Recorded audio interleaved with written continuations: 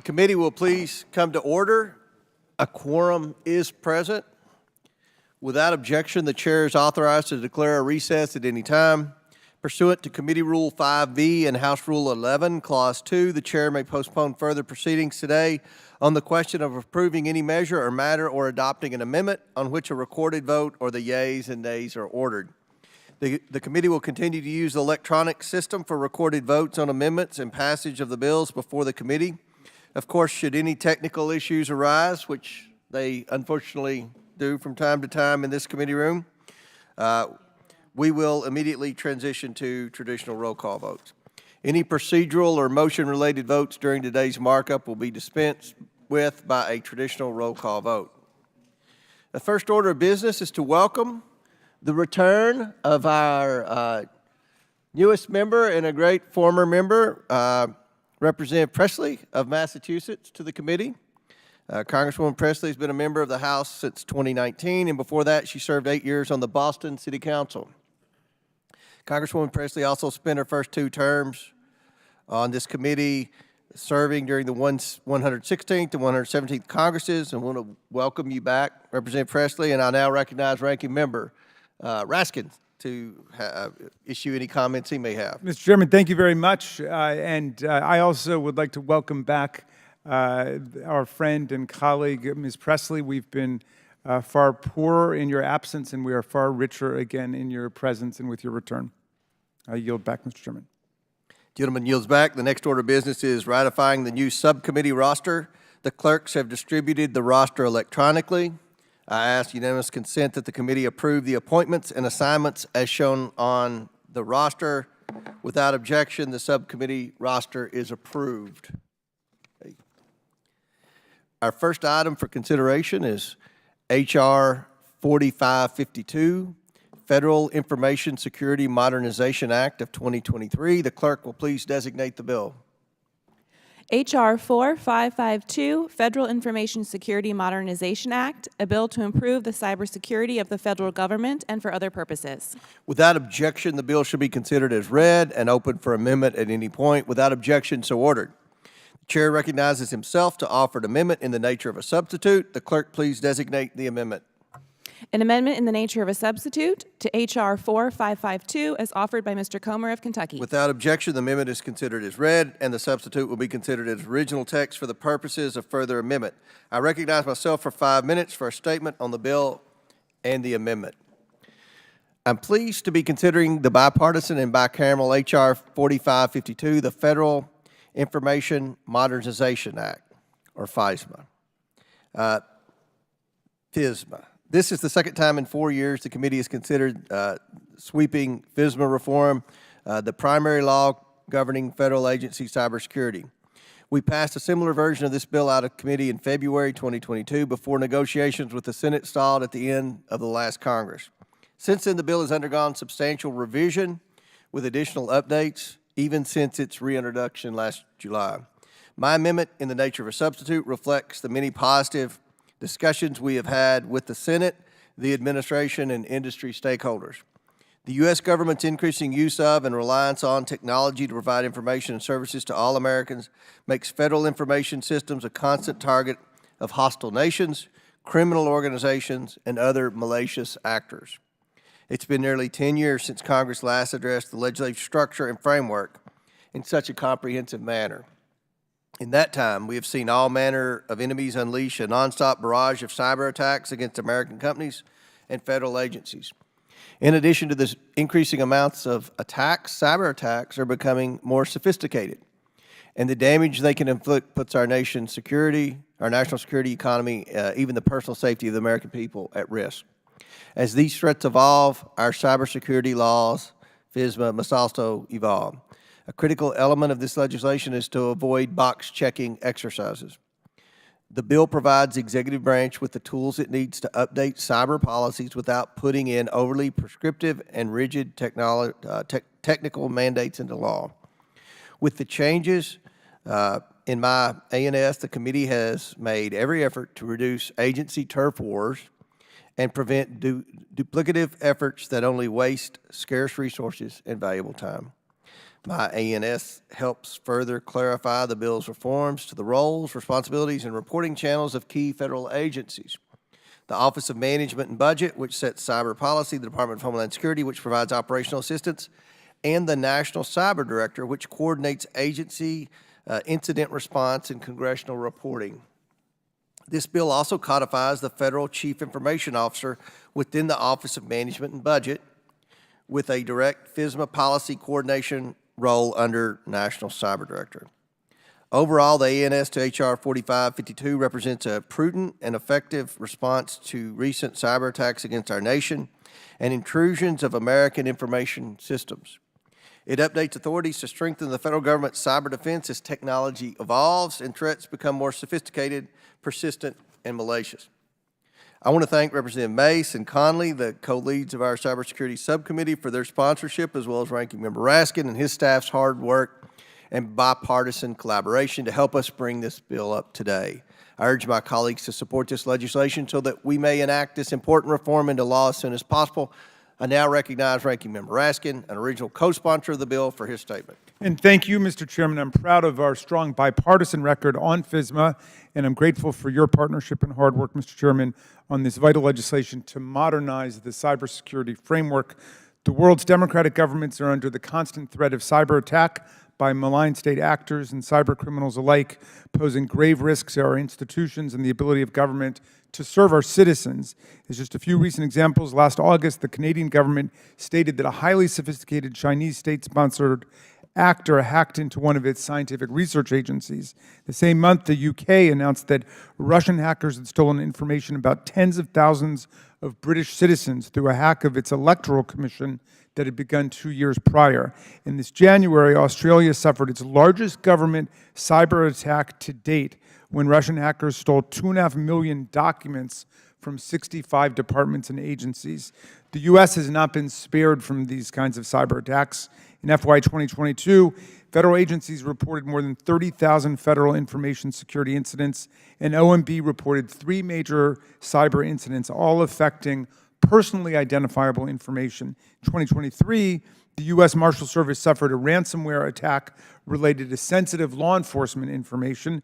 The DOT suffered a data breach threatening the information of hundreds of thousands of current and former federal employees, and multiple agencies, including the Department of Energy, reportedly suffered exploitation of software data through technological vulnerability. As the problem has been explained to me by Russia policy experts, Mr. Putin reasoned that he would never be able to beat America militarily or economically or in terms of political ideas, but he could engage in cyber espionage and cyber sabotage to create chaos in our country.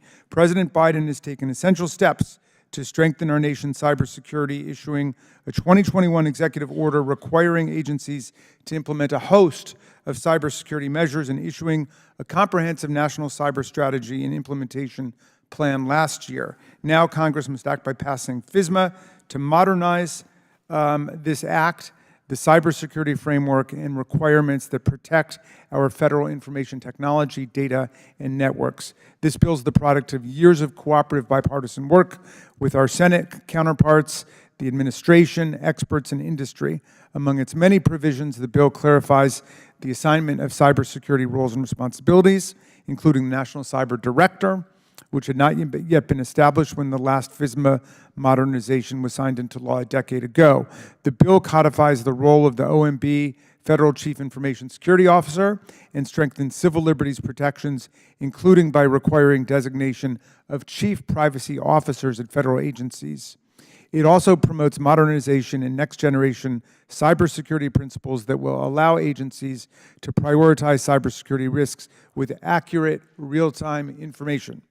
Modernizing FISMA is a big step towards the clear, coordinated, whole-of-government approach to federal cybersecurity that our government needs to meet the challenges of the dangerous and constantly evolving threat landscape. I urge all of our colleagues to support this bill so we can get it to the President's desk as soon as possible. Thank you very much, Mr. Chairman. I yield back. Gentleman yields back. Chair now recognizes the outstanding chairwoman of the Cybersecurity Subcommittee on Oversight, Ms. Mace from South Carolina. Thank you, Mr. Chairman. And, regardless of what mainstream media says, we do bipartisan work on this committee, and I appreciate the support of folks on both sides of the aisle. And I'm going to date myself here, but 25 years ago, in 1999, I had just gotten my first job, and I was a programmer. And I learned, the first programming language I learned was COBOL. I learned 25 years ago that COBOL was legacy system, and we should not be using COBOL in our programming or as a basis for computer code. And yet here we are today, 25 years later, when it was legacy back then, talking about having hearings on programming like COBOL, legacy systems, et cetera. And we have all these cyber breaches, supply chain risks. We've heard from witnesses speak about the promises and perils of AI, and we have to do this modernization bill, and it is more important than ever that we move forward. And one of the things I want to say is that the importance of this bill that we've introduced is designed to help protect our nation and its citizens from cyber crimes. An important role of our subcommittee on the Oversight Committee is ensuring federal information technology is well managed. The federal government depends on IT systems for everything from national defense to homeland security to administration of benefits programs that our citizens need. In all, we spend upwards of $100 billion of tax dollars annually on federal IT. The U.S. government increasing use of and reliance of technology to provide information and services to all Americans makes federal information systems a constant target of hostile nations, criminal organizations, and other malicious actors that leverage modern advances in technology. Attacks on federal information systems are disruptive to agency missions and programs. They also risk exposure of sensitive national security and the public's private information, as we have seen over the years. In 2015, for example, the Office of Personnel Management announced the cyber theft of the sensitive information of approximately 25 million Americans. And in 2021, 9 federal agencies and 100 private sector organizations were compromised by the 2020 SolarWinds software supply chain attack. Key aspects of our everyday life rely on the safe flow of data and information and computerized systems. That includes the delivery of medical care, the conduct of law enforcement activity, the operation of utilities, critical infrastructure, et cetera.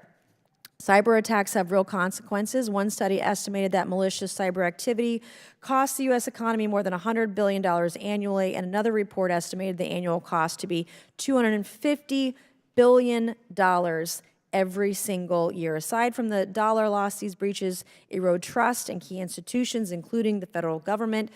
For instance, the federal government computer systems holding the confidential data of millions of Americans have been compromised by malicious actors too many times. We must have reliable safeguards against criminal and unauthorized use of data to ensure our economic security, our homeland security, and our national security.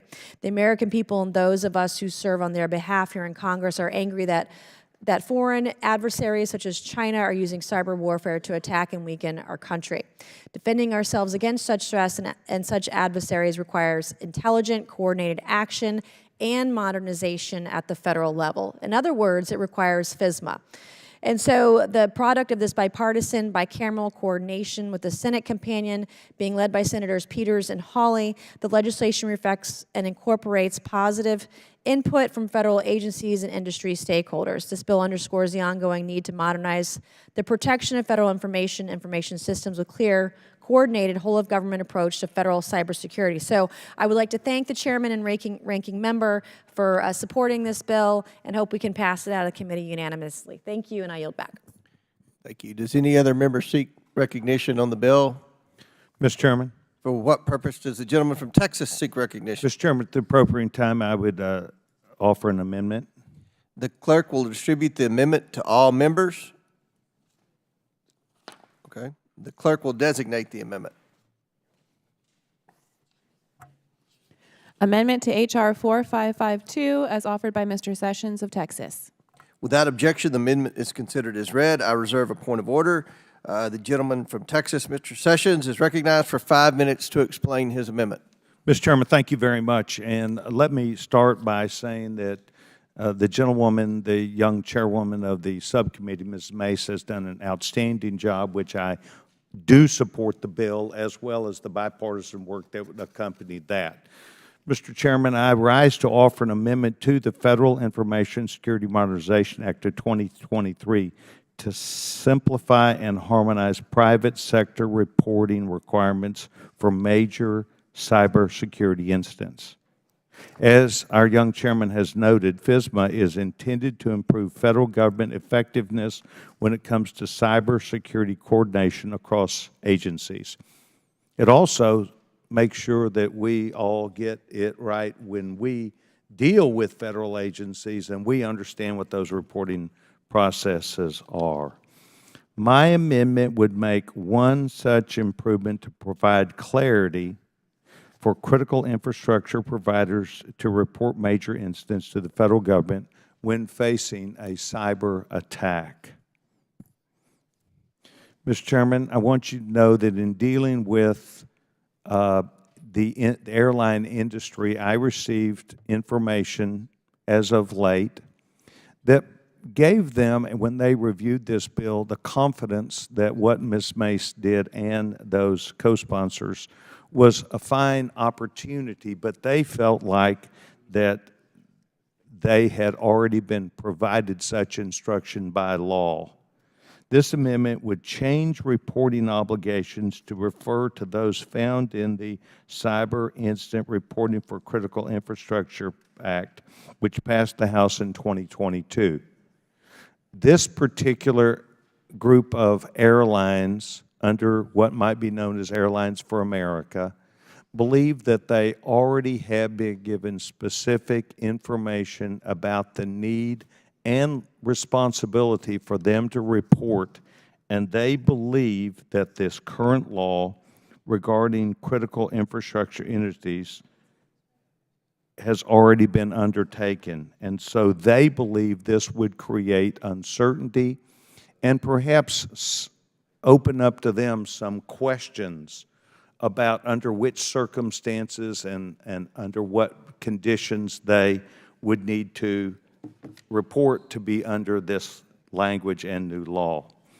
I think that what Mrs. Mace and this legislation does is the right thing, but I simply believe that there should be some clarity related to this as it allows itself to be compared to this previous law, which was passed in 2022. With that said, Mr. Chairman, I've talked with you about this, and I've talked to the gentlewoman, Mrs. Mace. Ms. Mace felt very strongly that I should pursue this matter, but I want you to know that what I'm going to do at this time is I'm going to withdraw this amendment for consideration and recommend that the committee consider this change to this bill considered to be very deliberate and knowledgeable, and we work together. So I've now made my point. Ms. Mace was great to make her point to me, and we'll let it move forward for consideration in the United States Senate. Mr. Chairman, I yield back my time. Gentleman yields back. I want to thank the chairman of the Government Operations Subcommittee.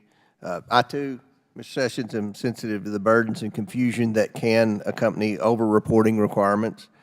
The committee worked diligently to prevent the sort of duplicative efforts you described for federal agencies and non-federal entities with this bill, but our government also needs to know when a federal system has been compromised. I really appreciate the gentleman from Texas offering and withdrawing his amendment and look forward to working with him as the bill moves through the process. Do any other members wish to seek recognition? The question is now on the amendment in the nature of a substitute. All those in favor signify by saying aye. Aye. All those opposed signify by saying no. In the opinion of the chair, the ayes have it. The amendment is agreed to. Okay. The question is now on favorably reporting H.R. 4552 as amended. All those in favor signify by saying aye. Aye. All those opposed signify by saying no.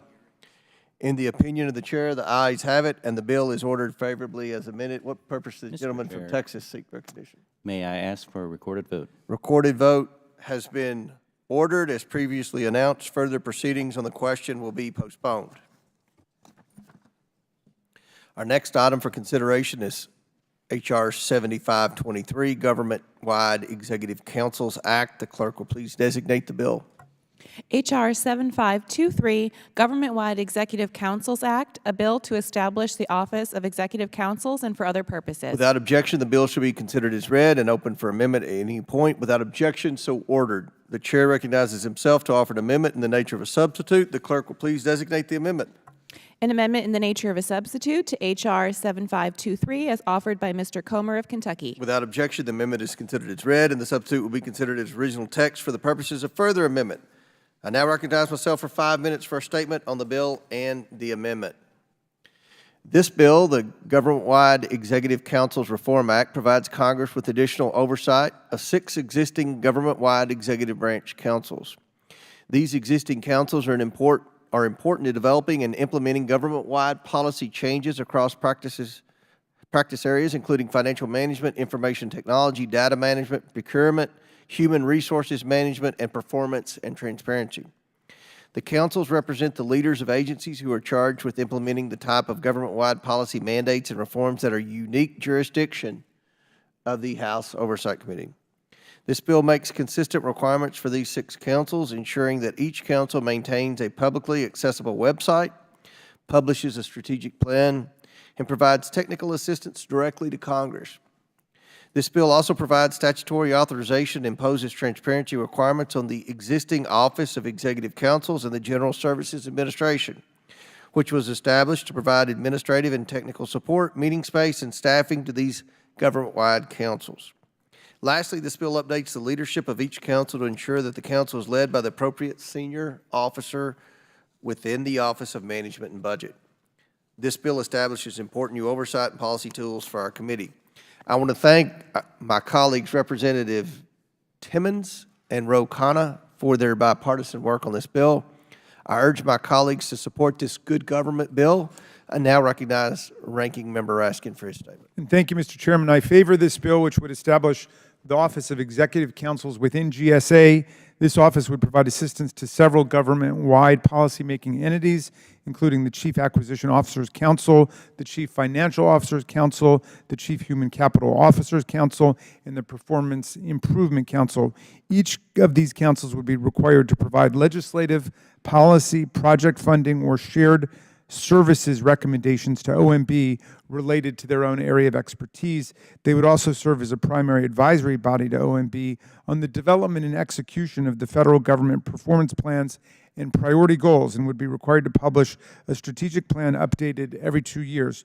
GSA would be tasked with providing support for the councils. Although I support this legislation, I want to note that the OMB has expressed some reservations about a similar bill that was considered last Congress. It's my hope that we can address those issues prior to the bill moving to the floor. I commend my colleagues, Representatives Timmons and Khanna, for their hard work on this legislation, and I yield back. Chair now recognizes the sponsor of the bill, Representative Timmons from South Carolina, for 5 minutes. Thank you, Mr. Chairman, and thank you to my colleague, Mr. Khanna, for joining me in introducing this legislation that will bring greater transparency and accountability on how federal agencies are using taxpayer dollars to meet their performance goals and better serve communities in South Carolina and across the nation. The Government-Wide Executive Councils Reform Act is an important piece of legislation that provides Congress with additional oversight and accountability over executive councils, which define and carry out management priorities for all federal agencies and improve the operations and performance of the federal government. In doing so, our bill codifies the Office of Executive Councils, OEC, which resides within the General Services Administration and consists of government-wide policymaking entities such as the Chief Data Officers Council, the Chief Financial Officers Council, and the Performance Improvement Council. The bill defines the duties of the OEC and requires them to submit an annual report to Congress of costs, projects, services, or programs related to supporting the various councils. Importantly, this bill explicitly prohibits GSA from providing support resources to councils who have not received congressional authorization. In addition, this bill requires each of these councils to provide legislative, policy, and technical analysis to Congress upon request and scopes how the councils interact with and inform the work of the Office of Management and Budget. All this bill asks is that these 6 councils act harmoniously and be more transparent.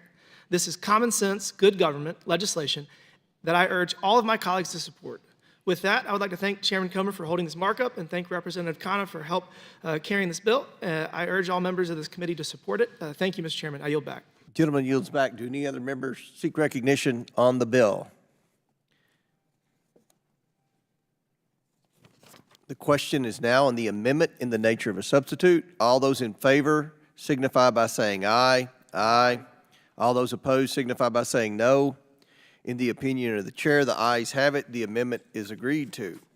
The question is now on favorably reporting H.R. 7523 as amended. All those in favor signify by saying aye. Aye.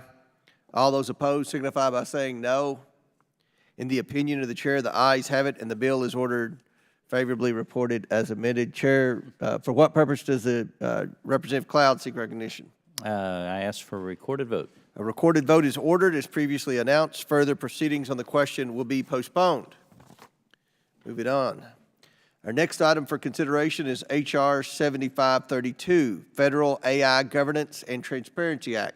The clerk will please designate the bill. H.R. 7532, Federal AI Governance and Transparency Act, a bill to establish federal AI system governance requirements and for other purposes. Without objection, the bill should be considered as read and open for amendment at any point. Without objection, so ordered. The chair recognizes himself to offer an amendment in the nature of a substitute. The clerk will please designate the amendment. Amendment in the nature of a substitute to H.R. 7532 is offered by Mr. Comer of Kentucky. Without objection, the amendment is considered as read, and the substitute will be considered as original text for the purposes of further amendment. I now recognize myself for 5 minutes for a statement on the bill and amendment. By using artificial intelligence, federal agencies can improve government processes and operations, save taxpayer dollars, and increase oversight and accountability. Agencies should be encouraged to use AI when appropriate to benefit everyday Americans. To ensure this is done responsibly, we must have the necessary safeguards in place to uphold American values and protect privacy, civil rights, and civil liberties. In recent years, Congress has passed an assortment of AI-related legislation. President Trump and President Biden have also both issued executive orders on the federal government's use of artificial intelligence.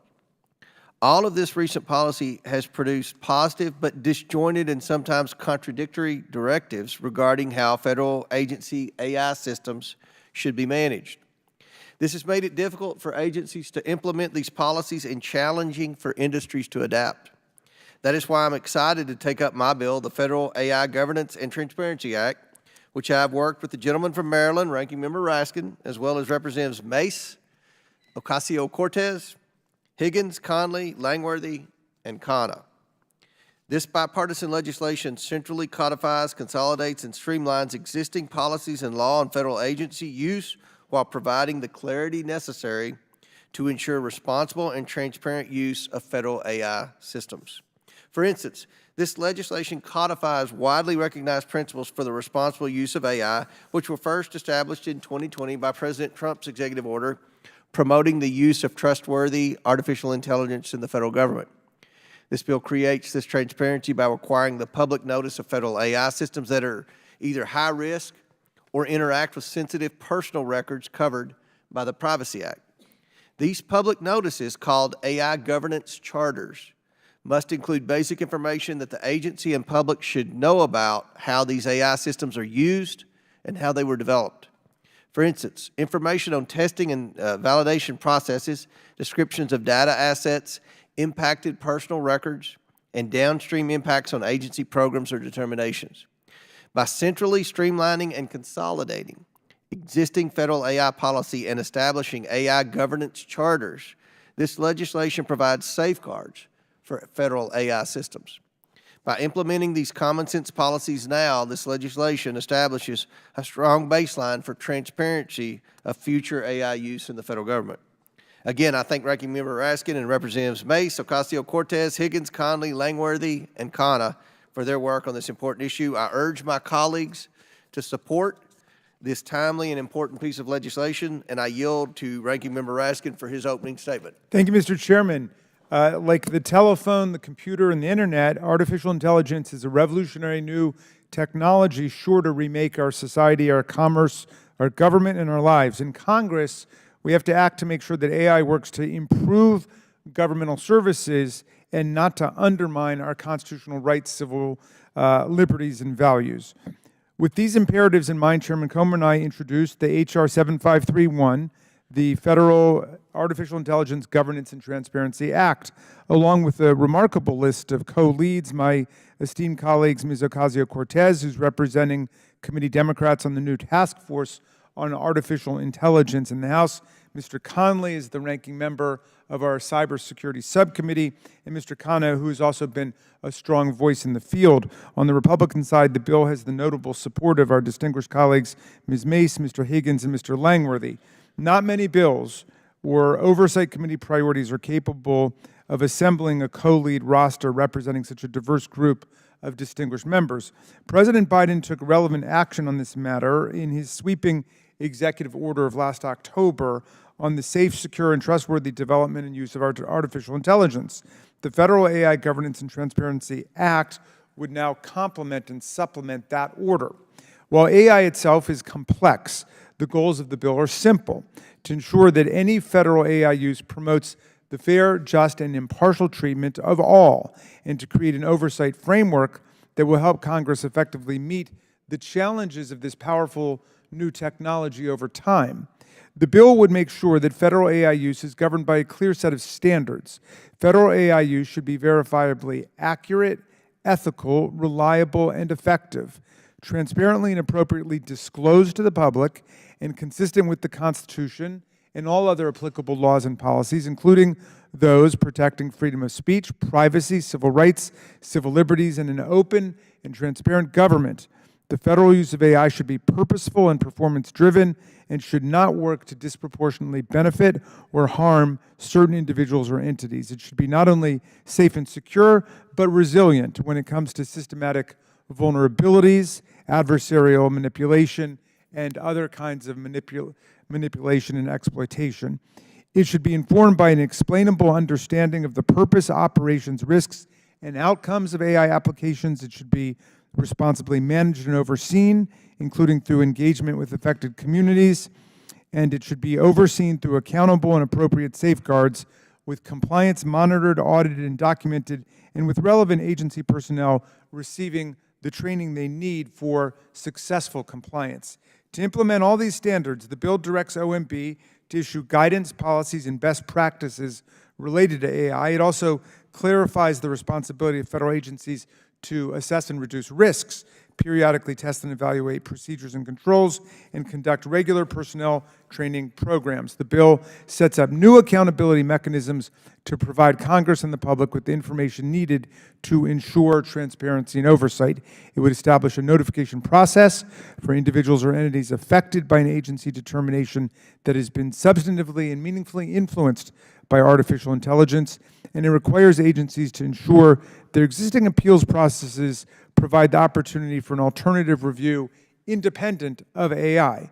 It also establishes a requirement for agencies to publish AI governance charters for high-risk AI systems in use by federal agencies, applying stronger safeguards and ensuring more detailed information is available to both Congress and the public. Federal contractors and subcontractors would also be required to provide agencies with the information they need in order to comply. As of September 1, 2023, federal agencies reported more than 700 current and planned artificial intelligence uses, and that number will only escalate as AI continues to progress. By acting now, we can put in place a framework that responsibly addresses the public risks of these uses so we can best achieve their public benefits. Thank you, Mr. Chairman, for your historic partnership on this legislation. I urge all our colleagues to support the bill. I yield back. Gentleman yields back. Chair now recognizes the gentleman from Louisiana, Mr. Higgins, for 5 minutes. Thank you, Mr. Chairman. I'm glad to speak in favor of H.R. 7532. Chairman Comer's Federal AI Governance and Transparency Act is before us in markup today. I'm an original co-sponsor of this legislation. There are many helpful aspects to this bill to protect Americans and place necessary guardrails on AI in government. But I'd like to focus my comments on provisions that borrow from my bill, the Transparent Automated Governance Act. I introduced the TAG Act late last year as a first step to set limits on government applications of artificial intelligence. The bill as a whole seeks to ensure federal agencies notify individuals when they're interacting with or subject to decisions made using certain AI or other automated systems. Furthermore, the legislation directs agencies to establish a human review appeals process that will ensure there is a human review of AI-generated decisions that may negatively affect individuals. The Federal AI Governance and Transparency Act incorporates both notification and appeals requirements across government to protect Americans from unaccountable government actions by AI. We cannot trust the government to use these powerful tools without increasingly adept accountability and transparency measures. This bill is a good start. It's a good beginning to address a complex issue, and I commend Chairman Comer and my colleagues for leading on this issue. I yield, Mr. Chairman. Gentleman yields back. Do any other members wish to be heard? Seeing none, the question is now on the amendment in the nature of a substitute. All those in favor signify by saying aye. Aye. All those opposed signify by saying no. In the opinion of the chair, the ayes have it. The amendment is agreed to. The question is now on favorably reporting H.R. 7532 as amended. All those in favor signify by saying aye. Aye. All those opposed signify by saying no. In the opinion of the chair, the ayes have it, and the bill is ordered favorably reported as amended. For what purposes, Representative Cloud, seek recognition? Ask for a recorded vote. A recorded vote is ordered as previously announced. Further proceedings on the question will be postponed. Our next item for consideration is H.R. 7528, Comment, Integrity, and Management Act of 2024. The clerk will please designate the bill. H.R. 7528, the Comment, Integrity, and Management Act of 2024, a bill to improve the integrity and management of mass comments and computer-generated comments in the regulatory review process and for other purposes. Without objection, the bill shall be considered as read and open for amendment at any point. Without objection, so ordered. The chair recognizes himself to offer an amendment in the nature of a substitute. The clerk will please designate the amendment. Amendment in the nature of a substitute to H.R. 7528 as offered by Mr. Comer of Kentucky. Without objection, the amendment is considered as read, and the substitute will be considered as original text for the purposes of further amendment. I now recognize myself for 5 minutes for a statement on the bill and the amendment. Every American deserves the opportunity to participate in our political system, which includes sharing their views on agency rulemaking. Agencies are required to provide an opportunity to participate in rulemaking and submitting written views or data on draft rules. Recent advances have expanded the ability for the public to comment on proposed rules electronically. However, agencies may struggle to manage computer-generated or mass comments.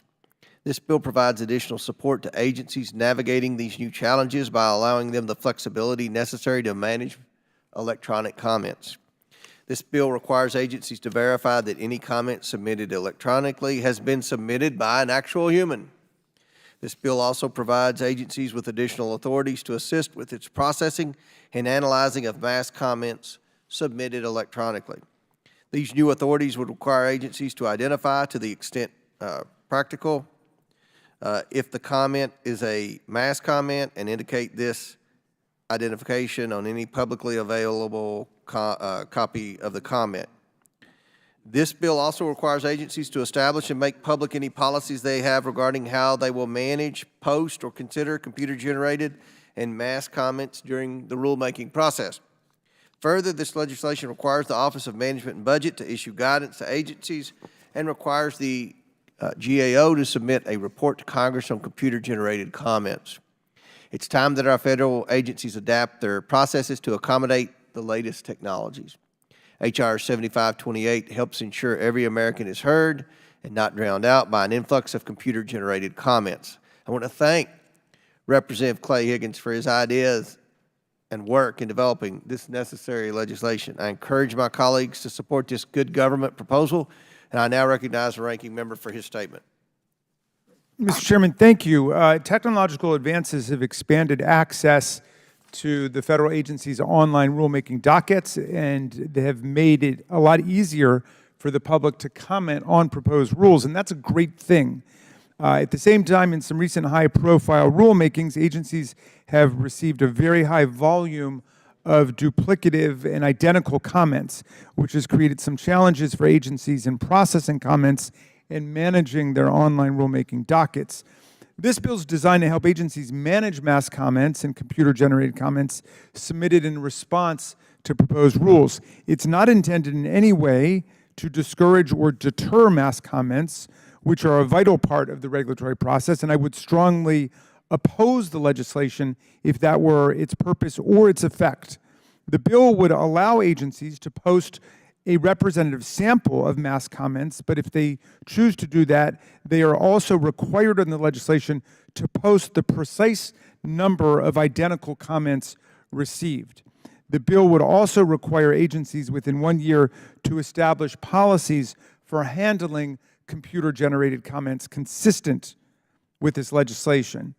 I want to thank Chairman Comer and his staff for working with me to address some of the concerns that were raised about the original introduced version of the bill. I understand both the administration and an outside coalition have raised some concerns about the legislation. Our staff has worked with them and our majority counterparts to substantively incorporate their feedback into this revised version of the bill. And so, at least at this point, I feel satisfied. I hope that before the legislation moves any further, there would be a buy-in and a sign-off from the administration, and that the concerns of the outside coalition have been sufficiently addressed. Otherwise, I'm pleased to support the bill, and I yield back. Gentleman yields back. Chair now recognizes the sponsor of the bill, Representative Higgins from Louisiana, for 5 minutes. I thank the chairman, and it's interesting to note the means by which this bill has been advanced with meaningful conversations between my office and the committee staff, and the ranking members' concerns have been addressed, and I appreciate Ranking Member Raskin's very legitimate and sincere concerns regarding the language of the bill, and I stand committed to work through any remaining concerns that the administration may have or outside groups may have. This markup today, and this bill in particular, in my opinion, is an excellent example of how we may work together when we find common ground to address the needs and concerns of the people we sworn to serve. So I offer the Comment Integrity and Management Act, which is both timely and essential in the digital age we navigate, an age where our constituents engage with us more and more through electronic means. The bill I'm presenting today seeks to safeguard the integrity of this engagement, particularly in the realm of agency rulemaking processes. In our commitment to democratic principles, we acknowledge the right of every American to participate in our political system. This participation includes the invaluable process of submitting comments on proposed rules and regulations, comments that shape the very fabric of our governance. With the advent of digital technology, the channels for such participation have expanded, providing broader access, but also introducing new challenges. Unfortunately, digital advancement has been accompanied by the rise of computer-generated comments, which can actually obscure genuine public input and hinder our agency's ability to effectively gauge public sentiment. It's against this backdrop that the Comment Integrity and Management Act has been conceived. The cornerstone of the bill is its commitment to ensuring that every comment submitted electronically comes from a real person, not an automated program. By requiring human verification, we're taking a significant step towards preserving the authenticity of public input. Furthermore, the Comment Integrity and Management Act equips our agencies with the flexibility and tools necessary to efficiently manage the comments they receive. This includes the authority to identify and process computer-generated and mass comments, ensuring that they are handled transparently and effectively. Transparency is further bolstered by requiring agencies to establish and make public their policies on managing and considering electronic comments. This move not only enhances accountability, but also ensures our constituents understand exactly how their voices are heard. Additionally, the legislation directs the Office of Management and Budget to issue guidance to agencies on best practices for managing electronic comments and mandates a report from the GAO on the prevalence and impact of computer-generated comments. In offering the Comment Integrity and Management Act, I urge my colleagues to recognize the importance of adopting our processes to the realities of the 21st century. It's imperative that we ensure every American is heard and that genuine public input is not drowned out by the noise of automation. This bill represents a good government approach to embracing technological advancements while safeguarding the principles of public participation and transparency in the rulemaking process. I thank my colleagues and urge support of this bill. Mr. Chairman, I yield. Would the gentleman just yield for one question? I will gladly yield to my friend, the ranking member. Thank you, my friend, Mr. Higgins. One of the reasons that this seems like a reasonable approach to the problem that you accurately describe is, I think about when I get computerized mail to my office, if 300 people sign the same letter or send me the same letter and it's verbatim identical, I don't read it 300 times. I would read it once, and then I would look to see how many people had signed on to it with their names. And I understand that the purpose of this legislation is to allow the agencies, if they have not 300 but 300,000 comments, identical comments, not to reprint each one, but to reprint one. If there are variations, reprint the several variations, and then have a list of the names and the number of people who signed it. Is that right? Am I understanding it correctly? So there's a requirement to report variations on the same comment. There may be slight variations, essentially delivering the same message. There's a requirement to document those variations, and to report the number of those variations that have been received, whereby an honest and transparent assessment of the full public commentary can be reported as part of that government endeavor. I believe it would be mostly helpful, quite frankly, on a more local and state level, where particular projects are of particular concern to communities and densities of population, and government has an obligation to measure the support or the opposition of that project in a very real and sincere manner.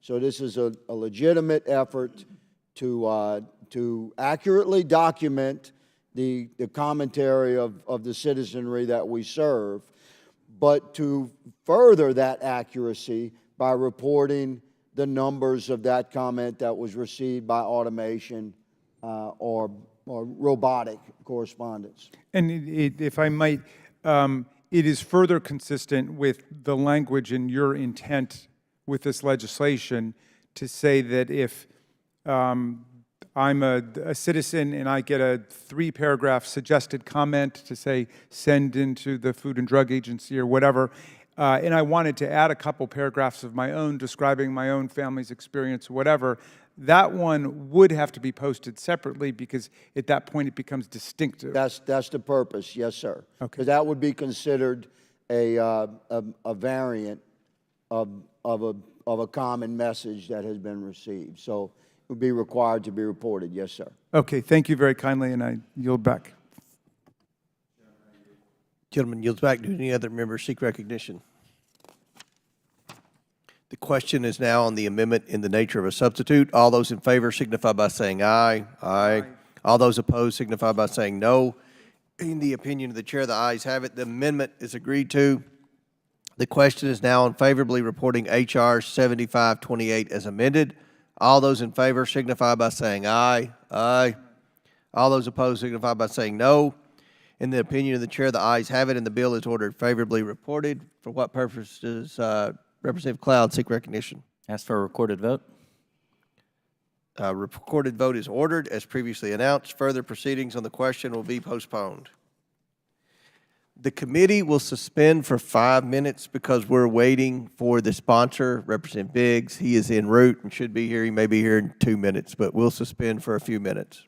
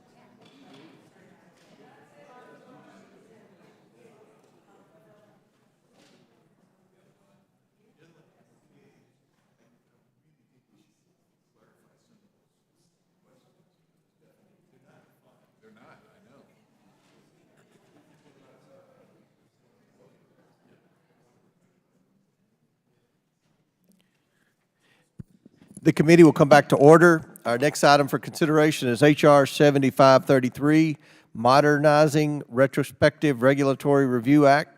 The clerk will please designate the bill. H.R. 7533, the Modernizing Retrospective Regulatory Review Act, a bill to improve retrospective reviews of federal regulations and for other purposes. Without objection, the bill shall be considered as read and open for amendment at any point. Without objection, so ordered. The chair recognizes himself to offer an amendment in the nature of a substitute. The clerk will please designate the amendment. An amendment in the nature of a substitute to H.R. 7533 as offered by Mr. Comer of Kentucky. Without objection, the amendment is considered as read, and the substitute will be considered as original text for the purposes of further amendment. I recognize myself for 5 minutes for a statement on the bill and the amendment. As the regulatory state grows, Congress must ensure agencies also review existing regulations. Retrospective review helps agencies decide if the current regulations impacting the lives of Americans need to be revisited. Many agencies are already required to conduct such reviews.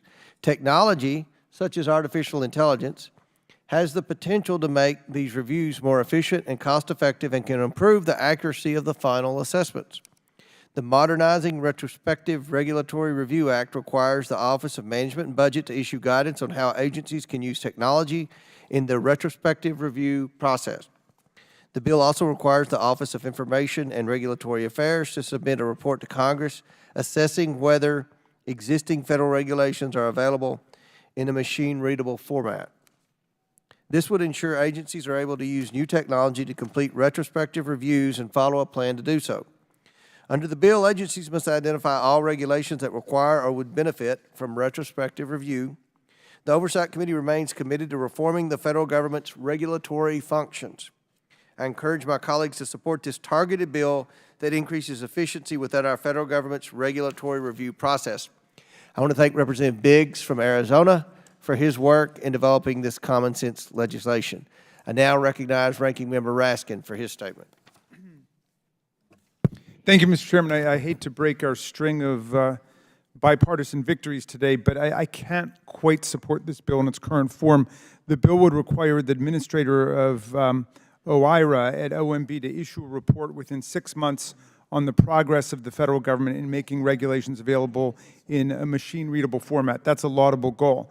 The bill would also require the administrator to issue guidance within 1 year on how agencies can use technology to identify through retrospective review of regulation typographical errors and inaccurate cross-references. These are reasonable steps to help modernize the regulatory process and stamp out typos, which are the bane of my existence. So I like that. But the bill adds onerous new requirements for agencies to submit detailed plans for which regulations they plan to retrospectively review and to implement those plans beginning 6 months after they're submitted. The bill also creates an open-ended authority giving agency heads the discretion to review regulations when such review is not required by the appropriate statute.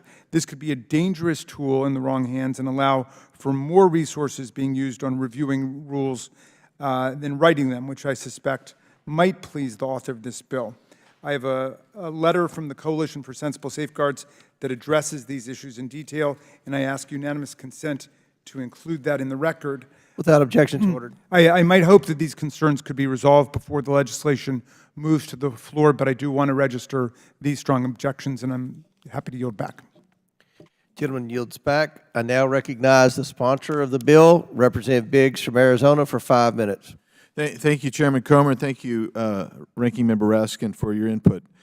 This bill is intended to leverage technology to tackle problems associated with the sheer volume of regulatory text in the Code of Federal Regulations and the impact of regulatory accumulation. According to Competitive Enterprise Institute, in 1960, the CFR, which is the home for all U.S. regulation, was comprised of nearly 23,000 pages. Yet by 2019, the total page count had grown to more than 185,000 pages. You can pick up your own print copy of the CFR from the Government Publishing Office. The 50 titles of code span approximately 200 volumes and are revised quarterly. I'll refrain from submitting the entire CFR into the record, but I have plenty of other material to include today. The CFR is kept up to date by the Federal Register, which tracks the daily flow of regulatory action across the federal government. Mr. Chairman, I submit for the record a December 2023 Forbes article entitled Biden's 2023 Federal Register page count is the second highest ever. Without objection, so ordered.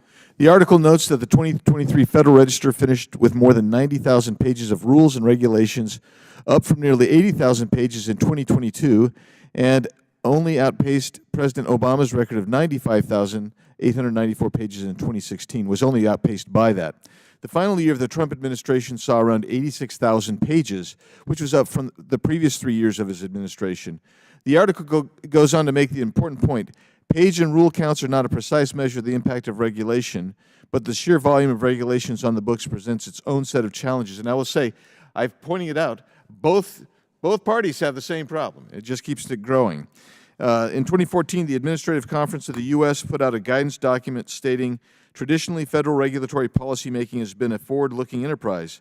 Congress delegates power to administrative agencies to respond to new challenges, and agencies devise rules designed to address those challenges. Over time, however, regulations may become outdated, and the cumulative burden of decades of regulations issued by numerous federal agencies can both complicate agencies' enforcement efforts and impose a substantial burden on regulated entities. I will also submit that article for the record, Mr. Chairman. Without objection, so ordered. Thank you. Other scholars of the administrative state have estimated that regulatory accumulation alone, not the impact of any specific major rulemaking, but just the accumulation of regulation, has stunted economic growth between 0.8 and 1.5% annually, resulting in a potential loss of $4 trillion in GDP from the 1980s through 2012. And other studies point out that associated consumer price increases disproportionately impact lower-income households. I submit both of those studies for the record, Mr. Chairman. Without objection, so ordered. That's why the Obama administration touted the success of their own retrospective review program. In an August 2016 blog, Howard Shalansky, President Obama's administrator of the Office of Information and Regulatory Affairs, argued that the 5-year program resulted in more than 800 review initiatives, removed more than 70 notable regulator provisions from the books, and achieved $37 billion in savings, paperwork reductions, and other benefits for Americans. And I submit that blog entitled Retrospective Review by the numbers for the record. Without objection, so ordered. Thank you. Providing regulators with new tools to strengthen the retrospective review process should be a bipartisan effort, and this bill requires the Office of Management and Budget to issue guidance to federal agencies on how to leverage technology, like artificial intelligence, in the process of conducting retrospective reviews of regulation. The bill also requires the OIRA to submit a report to Congress assessing whether federal regulations are available in a machine readout format, which is necessary to ensure that agencies can leverage technology. It also requires agencies to plan for and implement the use of technology to facilitate a retrospective review of regulations previously promulgated by each agency. Specifically, the bill is focused on using AI tools to identify regulations that are obsolete, ineffective, or insufficient, excessively burdensome, or should be improved, contain typographic errors, contain inaccurate cross-references, or are redundant, contradict, or overlap with any regulations or standards of the agency. These areas of focus track closely with the Obama administration retrospective review program discussed earlier. Section 6 of EO 13563, issued in January of 2011, required agencies to identify rules that may be outmoded, ineffective, inefficient, insufficient, or excessively burdensome. I wish this was a totally bipartisan effort right now. I'll try to look at Representative Raskin's suggestions, but the reality is, Mr. Chairman, I think this bill is appropriate as it stands, and quite frankly, it does nothing more than actually reinforce an executive order of the Obama administration that I think is actually long overdue and should be codified by us. And with that, Mr. Chairman, I urge everyone's support and yield back. Gentleman yields back. Do any other members seek recognition? The question is now on the amendment in the nature of a substitute. All those in favor signify by saying aye. Aye. All those opposed signify by saying no. In the opinion of the chair, the ayes have it. The amendment is agreed to. The question is now unfavorably reporting H.R. 7533 as amended. All those in favor signify by saying aye. Aye. All those opposed signify by saying no. In the opinion of the chair, the ayes have it, and the bill is ordered favorably as amended. What purpose does the gentleman from Texas seek recognition? Mr. Chair, I ask for a recorded vote. A recorded vote is ordered as previously announced. Further proceedings on the question will be postponed.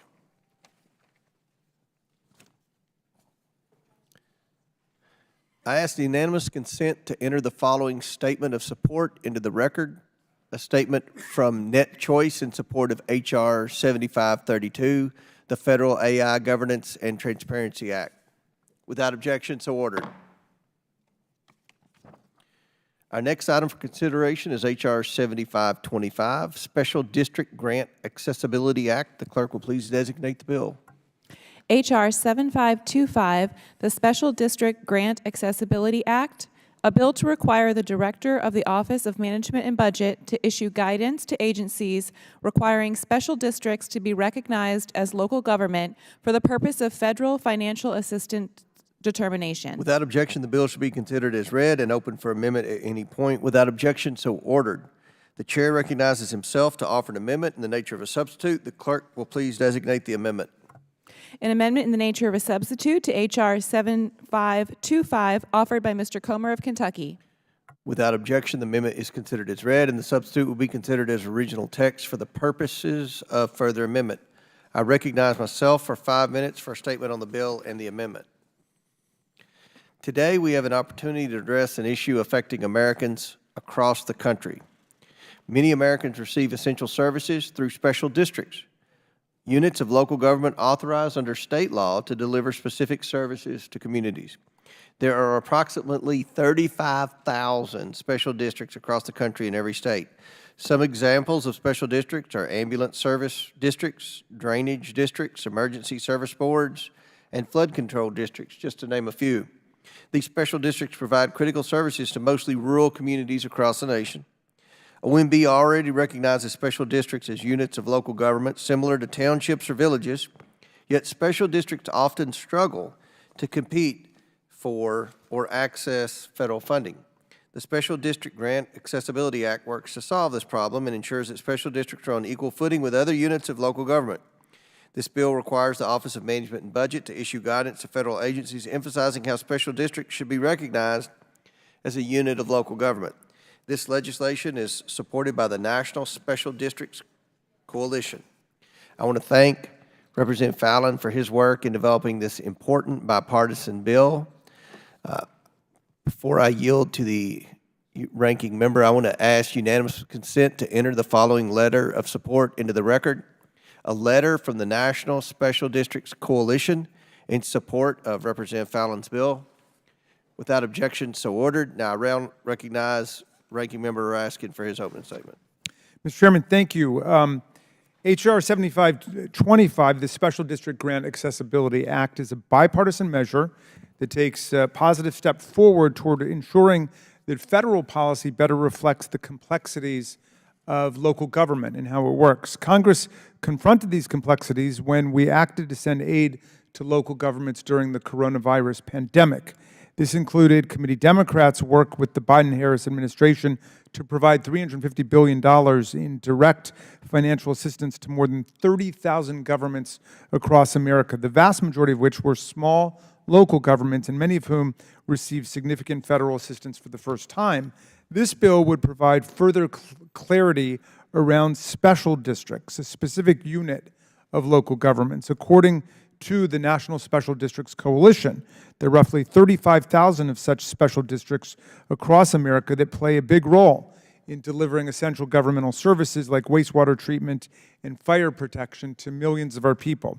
Special districts have reported challenges when trying to access federal funding opportunities, and they've indicated that a unified federal definition of special district would help clarify how entities can best assist local communities through federal assistance programs. To address these concerns, H.R. 7525 would codify a definition of the term and direct OMB to clarify how federal agencies can recognize special districts as units of local government for the purpose of being eligible for federal grants and other kinds of assistance. Congress and the federal government must continually work to ensure federal assistance programs are authorized, funded, and implemented to best address the needs of local communities. This should include careful consideration of the intricacies of local government and a rigorous commitment to ensuring federal assistance promotes equal opportunity for everyone. This bill was just introduced this week, so I intend to continue reviewing it to ensure it fully aligns with these priorities. But I appreciate Subcommittee Chairman Pat Fallon and Representative Brittany Peterson for their excellent bipartisan work, and I plan to support this legislation today. I yield back. Gentleman yields back. The chair now recognizes the sponsor of the bill, Representative Pat Fallon from Texas, for 5 minutes. Thank you, Chairman Comer, and thank you, Ranking Member Raskin. And I don't often say this, Ranking Member Raskin, you are dead on, spot on, and correct. Mr. Chairman, the Special District Grant Accessibility Act represents a long overdue bipartisan effort to ensure that special districts have the same access, as you all just mentioned, to federal resources as other units of local government by establishing a formal definition of what a special district is in federal law. Nationwide, there are over 35,000 special districts across the country. And, it's something that's, again, long overdue and very timely. In Texas, thousands of special districts provide a variety of services, including park maintenance, storm drainage management, water conservation, toll roads, hospitals, libraries, utilities, and fire control. In fact, I served on the Special Purpose District Committee when I was in the Texas House. The bottom line is special purpose districts provide important services to localities across the country. This bill would reemphasize that special districts are units of local government and are therefore eligible for federal financial assistance. I'd like to thank my colleague from Colorado, Representative Peterson, for working on this bill with me. It's a good bipartisan bill, and as the National Special Districts Coalition, they've been very helpful on their staff, and I urge all members of this committee to support the bill. And with that, Mr. Chairman, I yield back. Gentleman yields back. Do any other members seek recognition to discuss the bill? Seeing none, the question is now on the amendment in the nature of a substitute. All those in favor signify by saying aye. Aye. All those opposed say no. In the opinion of the chair, the ayes have it. The amendment is agreed to. The question is now on favorably reporting H.R. 7525 as amended. All those in favor signify by saying aye. Aye. All those opposed signify by saying no. In the Mr. Chairman, can I request a purposes? Recorded vote has been ordered by Ms. Mace. As previously announced, further proceedings on the question will be postponed. We will suspend for 1 moment.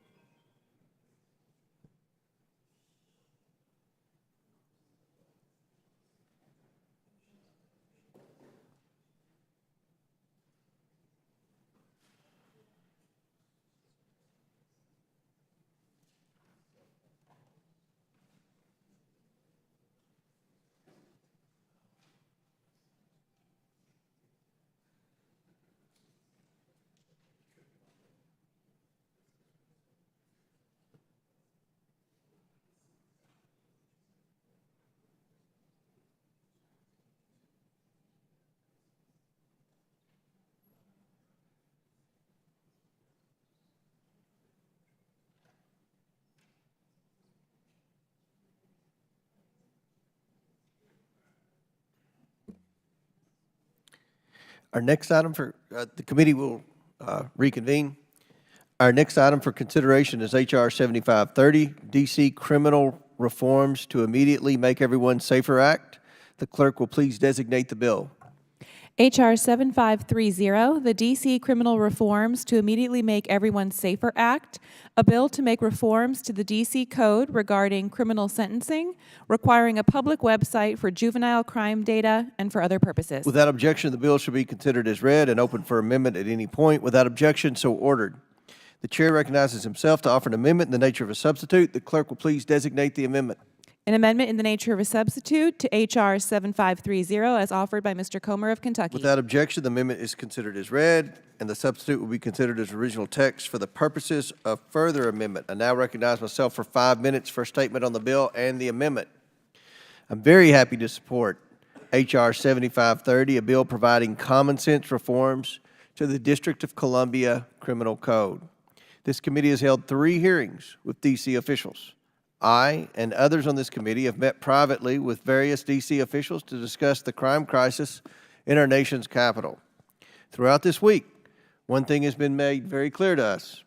The progressive policies of the D.C. Council are simply not working. Last year, this Congress successfully blocked the D.C. Council's revised Criminal Code Act of 2022 by passing the bipartisan House Joint Resolution 26, the first law which passed the 118th Congress. That was a great first step towards addressing rising crime in D.C., but that only kept the problem from getting much worse. The bill we are considering today expands upon that work. The D.C. Crimes Act overturns targeted portions of the D.C. Council's Youth Rehabilitation Act by amending the definition of a youth offender from a person under the age of 25 to under the age of 18. Let me emphasize D.C.'s current law. Currently, D.C. Code allows a criminal under the age of 25 to be given the same leniency as afforded to minors. This bill requires that we treat adult criminals as adults, like the rest of the country. It also removes judicial discretion to sentence youth offenders under the minimum sentencing structures in place. Our capital cannot continue to let criminals freely roam the streets and expect this crime crisis to end. As juvenile crime soars in the district, the bill also requires the D.C. Attorney General to create a publicly available website that tracks juvenile crime data. This data will inform Congress, the district's elected officials, the Metropolitan Police Department, the public, and others on the severity of juvenile crime in the city. Finally, the bill prohibits the D.C. Council from amending its sentencing and criminal liability laws, locking in place current D.C. criminal law, and leaving Congress as the sole authority to amend such laws in the future. The D.C. Council would have succeeded in implementing radical soft-on-crime policies if it were not for the bipartisan efforts of this Congress and this committee to approve the legislation, to disprove the legislation. Even Democratic Mayor Bowser vetoed that progressive criminal reform package, only for her veto to be overturned by the Council. This committee is committed to its constitutional responsibility to oversee the District of Columbia. We cannot allow further pro-crime policies to be put in place while this crisis continues. Citizens of D.C. and visitors to our nation's capital deserve to feel safe. This bill is a great step towards ensuring our capital city is safe. I want to thank Representative Byron Donalds of Florida, the sponsor of this legislation. I encourage my colleagues to join me in supporting this legislation. I now recognize the ranking member for his statement. Thank you, Mr. Chairman, and we were having such a wonderful bipartisan morning up until now. But this is the 7th time now that we've been summoned to address Washington, D.C., when our oversight jurisdiction applies to the whole country. And I just wonder why, when we finally take a brief break from the GOP's impeachment investigation against Joe Biden for crimes still unnamed and unspecified, we have such an absurdly disproportionate focus on Washington, D.C., where less than 1/3 of 1% of Americans live. Well, I thought about it. For obvious reasons, the majority can't talk about what used to be their favorite topic, which is how abortion is murder and how life begins at conception in all cases, and any contraceptive interference by adults with life at conception, like IVF, should be a crime. This is a principle that more than 160 Republicans used to champion incessantly on this committee and the Judiciary Committee. And you can check out the Life at Conception Act, whose title pretty much tells you the whole thing. Although this was always absurd and contrary to the values and beliefs of the vast majority of the American people, at least it was a principle. But after the Trump-named justices destroyed Roe versus Wade, expecting huge MAGA majorities to rise up and criminalize women's reproductive health care, MAGA and their leader, Donald Trump, learned a hard lesson. This is still a country that loves freedom and equality for women, and it doesn't want busybody theocrats and bureaucrats taking over the doctor's offices and bedrooms of the people of America. Voters from Kansas to Missouri to Ohio overwhelmingly rejected their sexist Orwellian laws to control women and substitute Republican state legislators for doctors, for nurses, and for IVF specialists. So now they've gone silent on their one principle, which is making it a crime to use IVF or the morning after pill or abortion, even in the cases of rape or incest. The cat suddenly got their tongue. They know America doesn't want reproductive health care in our country run by Jerry Falwell Jr. and Ted Cruz. Now, they could try to get back to immigration. Representative Raskin, can you yield a minute? I'd be happy to as soon as I finish. Thank you. But Donald Trump just gave the game away on that scam. The Democrats and Republicans in the Senate actually negotiated a major immigration and border compromise to hire thousands of new border agents, to install hundreds of fentanyl detectors, and to stop the flow of undocumented immigrants. GOP Senator Lankford heralded it as an historic compromise, and GOP leader Mitch McConnell praised it. We were about to have an historic breakthrough instead of just talk, talk, talk. But Donald Trump promptly blew it up because he didn't want an immigration and border solution. He wanted an immigration and border crisis. He wants scary-looking pictures and scapegoats to fuel his polarizing politics. Destroying the bipartisan Senate compromise had the added benefit for Trump of pleasing the Home Office, former chief of the KGB, Vladimir Putin, who wanted to sink the $60 billion in military aid in the Senate package for the people of Ukraine, resisting Putin's filthy imperialist war on their democratic nation. But now, Republicans can't talk about immigration anymore. It exposes Trump's moral bankruptcy, which mirrors his approaching financial bankruptcy based on all of the court verdicts against him for his various torts. So we're back to Washington, D.C. today, the city they obviously don't know, in a community they don't participate in, with a government they just want to vilify.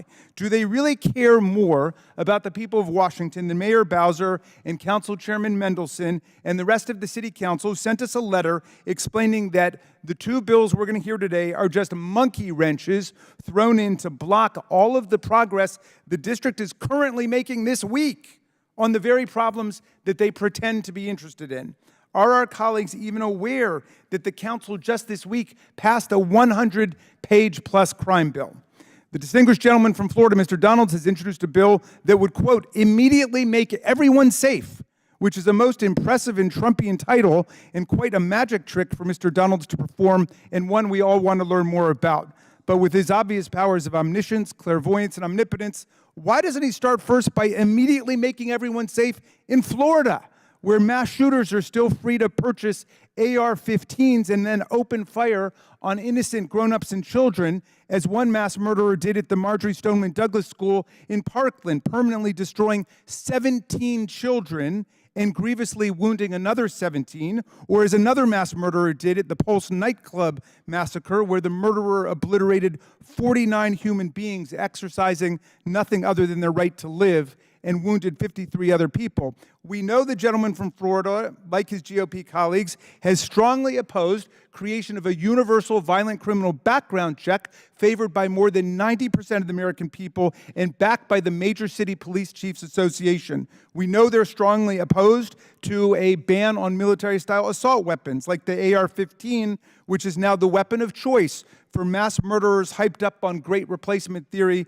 from coast to coast, from Walmarts in El Paso, Texas, to synagogues in Pittsburgh, to churches in Charleston, to banks in Kentucky, to grocery stores in Buffalo. We know they oppose red flag laws to allow police and families to petition courts to remove firearms from people who are a danger to themselves in their communities. They oppose any common sense viable plan we've put forward. So what is the plan they have to immediately make everyone safe in Florida? Are they going to transfer the powers of precognition and telekinesis to school children who will now use magic to save themselves from a killer who decides one morning to go out and buy an AR-15 and slaughter a couple of classrooms of children? Are they going to arm the children and teachers, as they sometimes suggest?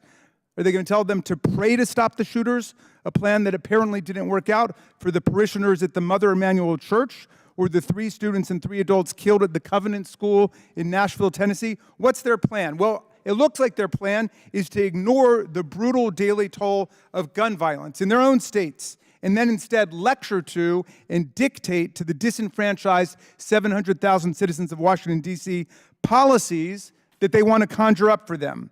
And they forget the fact that D.C. has just completed its own comprehensive criminal law and justice assessment and revision. Its main features include increased penalties for illegal gun possession, an expanded definition of carjacking, expanded pretrial detention, establishment of drug-free zones, increased penalties for retail theft, and increased collection of DNA from defendants. I will defer to the infinitely patient delegate from the District of Columbia, Congresswoman Norton, to explain the absurdity of these substitute measures and how paradoxical it is that they advocate measures that are far more severe in Washington than they have in their own states. And we will pursue this hypocrisy simply because they insist on brandishing it before the whole country again. I will yield back to you, Mr. Chairman.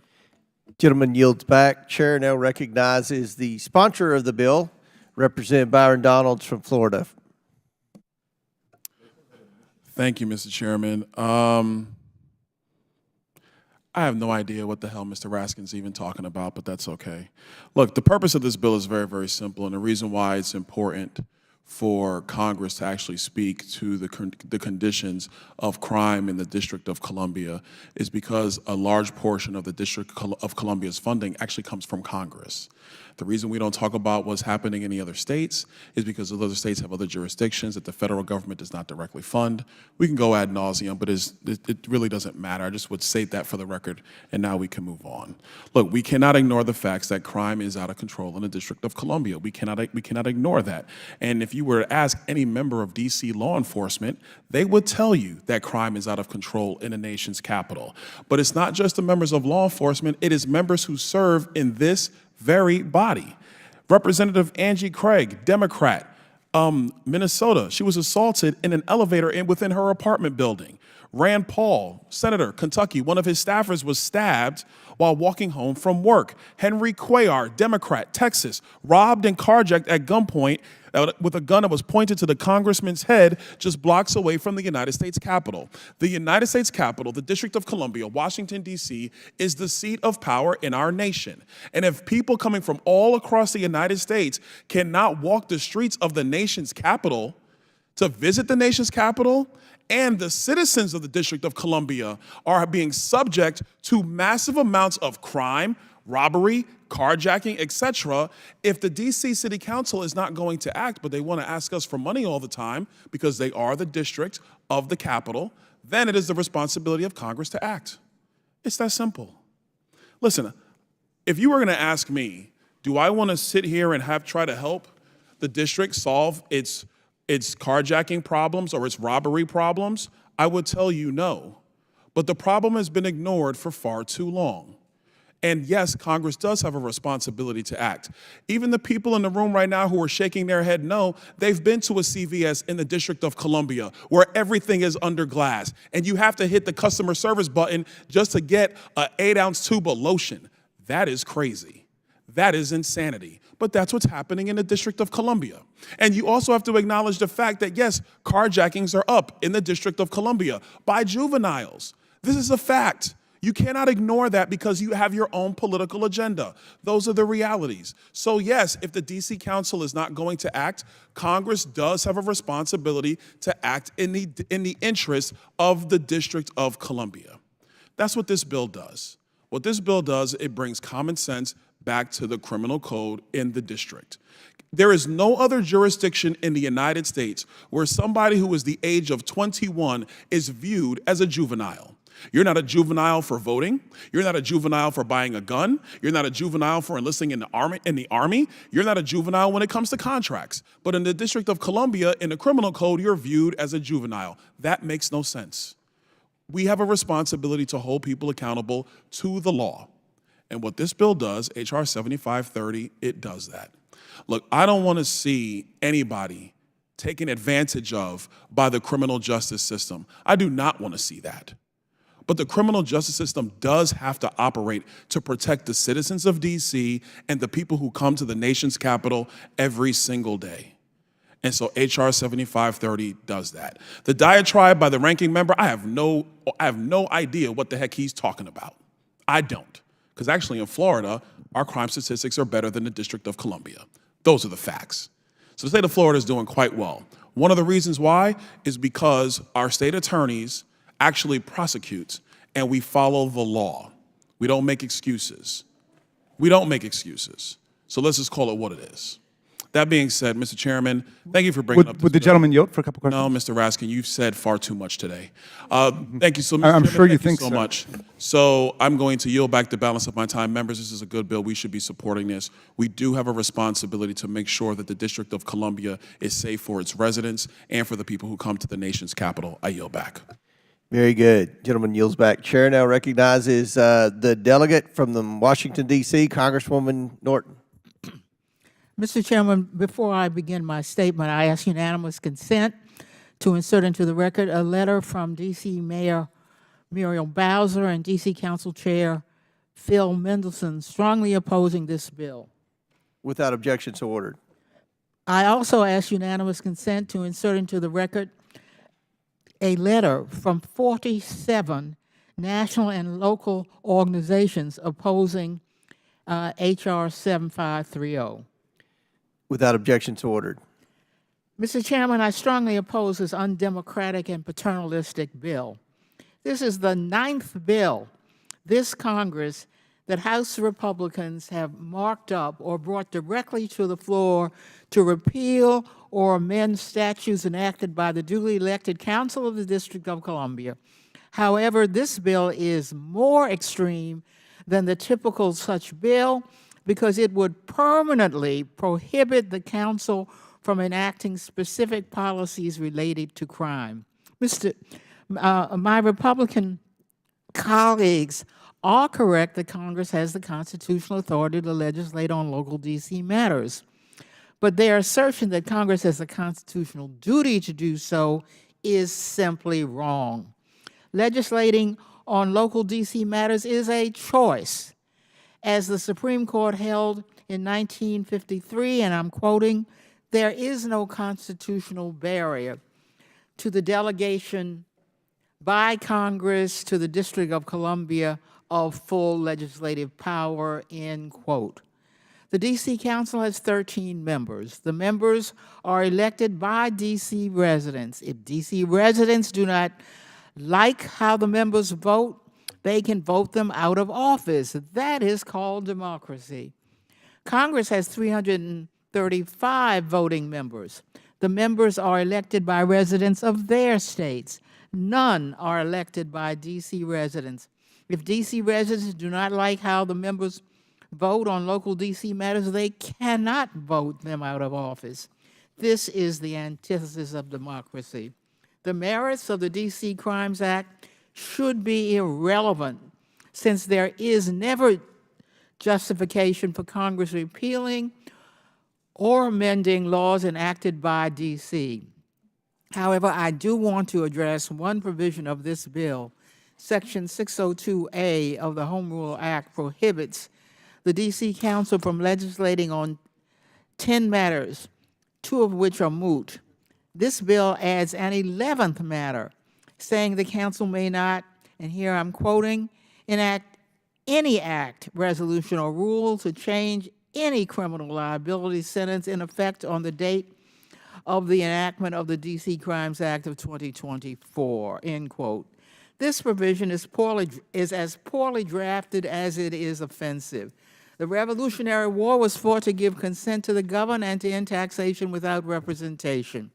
Yet D.C. residents cannot consent to any action taken by Congress and yet pay full federal taxes. Indeed, D.C. pays more federal taxes per capita than any state and more total federal taxes than 19 states.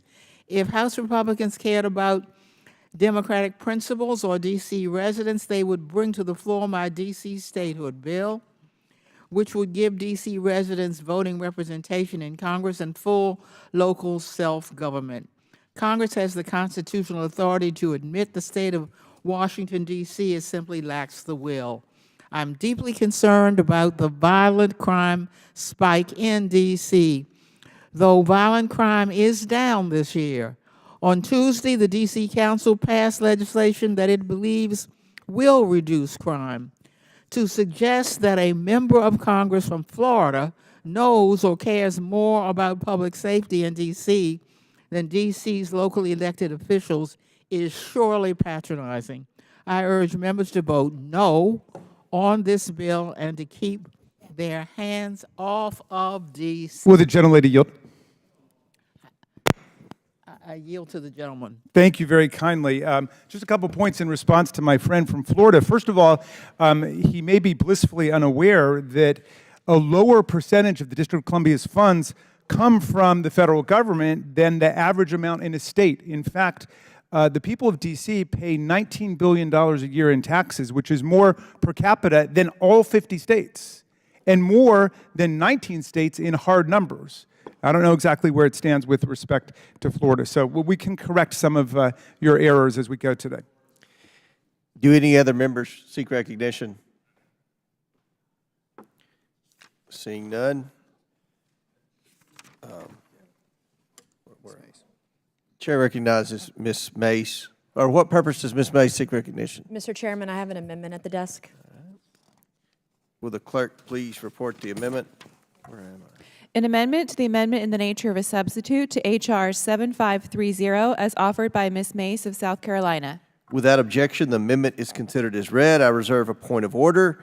The gentlelady from South Carolina, Ms. Mace, is recognized for 5 minutes to explain her amendment. Thank you, Mr. Chairman. I first want to say that D.C. crime is completely out of control. This is a bill that I like, and I respect my friend Representative Byron Donald's effort with this legislation and commend him for taking action to protect Americans here in our nation's capital, removing all discretion for. One of the things that I want to bring up, too, is that in working with on criminal justice reform the last couple of years, that this bill, this amendment, I want to look at the discretion for judges to sentence youth offenders below statutory mandatory minimums. I believe that this bill goes too far. And so my amendment would strike the provision of this bill that would remove all judicial discretion in the sentencing of youth offenders and, in essence, impose mandatory minimums on youth offenders. Mandatory minimums are a one-size-fits-all solution to a judicial system rife with nuance. Circumstances matter, especially when sentencing children. We have to remember these are children that we're taking into account here. Every case is different, and if it were our children, we would all like to know that our child's specific case is being examined with all the details surrounding the crime and not falling victim to a one-size-fits-all arbitrary judgment. And so that's what this amendment addresses. And I can tell you from firsthand experience in our own family, having seen mandatory minimum sentencing and what it does, especially to a first-time offender, can have devastating consequences when those nuances are not included. And so this provision would address that, and I hope we would be able to remove this provision in the amendment and allow for the circumstances of the crime to be taken into account while also protecting residents and visitors to our nation's capital. And then the last thing, and I hope my colleagues on both sides of the aisle will support the amendment, but I did want to bring up the comments that were made about mass shootings. I have worked on this issue for a very long time. Mother Emanuel was mentioned. Mother Emanuel used to be in the 1st Congressional District until 2022. And as a Republican who's seen the effects of mass gun violence in South Carolina, in my district specifically, that I have worked with both sides of the aisle on common sense measures that, one, respect the Constitution and the rights of law-abiding citizens, but also takes into account when we are doing background checks, that we're looking at all the criminal data. And one of the things, Mr. Raskin, after Parkland, Florida, that I learned was that a lot of state agencies have criminal data, but they don't talk to one another. And when you're going to look for that background check, trying to find out if a bad guy should buy a gun, at the bare minimum, states should look at the totality of criminal information. Those systems should speak to each other. And in fact, in 2018, I drafted a bill as a state lawmaker looking at the state of South Carolina in the aftermath of Dylan Roof and Mother Emanuel, in the aftermath of Parkland, Florida, understanding how important this issue was to address and doing it in a nonpartisan way. And I've done the same thing on the Hill up here. I've worked with my colleagues across the aisle, for example, more recently on an Amber Alert kind of system when there is a mass shooting. There's no reason we shouldn't give law enforcement the tools that they can use to inform residents. And these are all easy, low-hanging fruit that we can all agree on. And I will tell you, there was a mass shooting on the island where I live with my children last year, the year before, and 6 people were shot. And my kids and I were leaving the house, and the shooting was a mile away from our house. And we're coming around the corner, leaving the island, seeing all the EMS, seeing all the police, seeing people fleeing the island and police officers coming onto the island, including multiple ambulances. And the first thing, my kids turned to me and asked, at the time when we realized there was a mass shooting, they said, "Hey, Mommy, where's the Amber Alert to tell us that we're within a mile of a mass shooting?" And so this violent crime affects people all over the country, and it's something that I've been willing to work on with my colleagues across the aisle. I commend Byron Donalds for this bill, and obviously I'm open to working with members of both parties to address gun violence, all sorts of violence, and how we can move our nation forward and be safer in all of our communities. Thank you, Mr. Chairman, and I yield back. Gentlelady yields back. Do any members seek recognition? The chair recognizes the ranking member. Thank you, Mr. Chairman, and I want to thank the very distinguished gentlelady from South Carolina for her thoughtful amendment and her remarks. I support her amendment strongly, which I think makes a dramatic improvement to a very flawed bill, and I will be supporting it and advocating for it. I want to respond to a couple of the things that my friend from South Carolina said. One, I'm delighted to hear her acknowledge that mass shootings are a crime. Far too often from her side of the aisle, I hear people denounce crime, but then when there's a massacre, a gun massacre, they say, oh, that's a tragedy, and we have to pray about it as if there's nothing we can do about it. And surely there is something we can do about it, and it's not just a tragedy, it is also a crime. A tragedy is like Romeo and Juliet or Hamlet. But a mass shooting is a crime, and if you want to be tough on crime, you got to be tough on mass shootings as well. And that does mean a universal violent criminal background check. I was delighted to hear the gentlelady's remarks. The Brady Law, named after the late Republican aide to President Reagan, who was shot along with President Reagan. The Brady Law has saved lots of lives in America, and what we're talking about with a universal violent criminal background check supported by more than 95% of American people is simply closing the loopholes so that you can't just go online and purchase a gun without a background check. And we're talking about closing the private gun show loophole so you can't evade the lawful gun dealers and just go to a private gun show and get a gun without a background check. So we need to close those loopholes, and that's something that's supported by major law enforcement associations and the vast majority of the American people. And that's something that would do a lot more to help the people of D.C. than any of the micromanagement that's being proposed by the now absent gentleman from Florida today.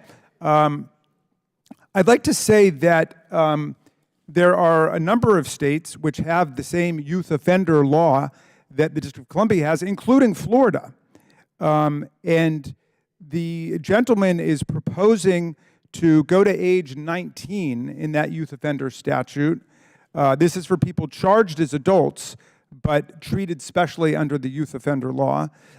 He proposes to go to age 19 for the District of Columbia, but in Florida, the age is 21.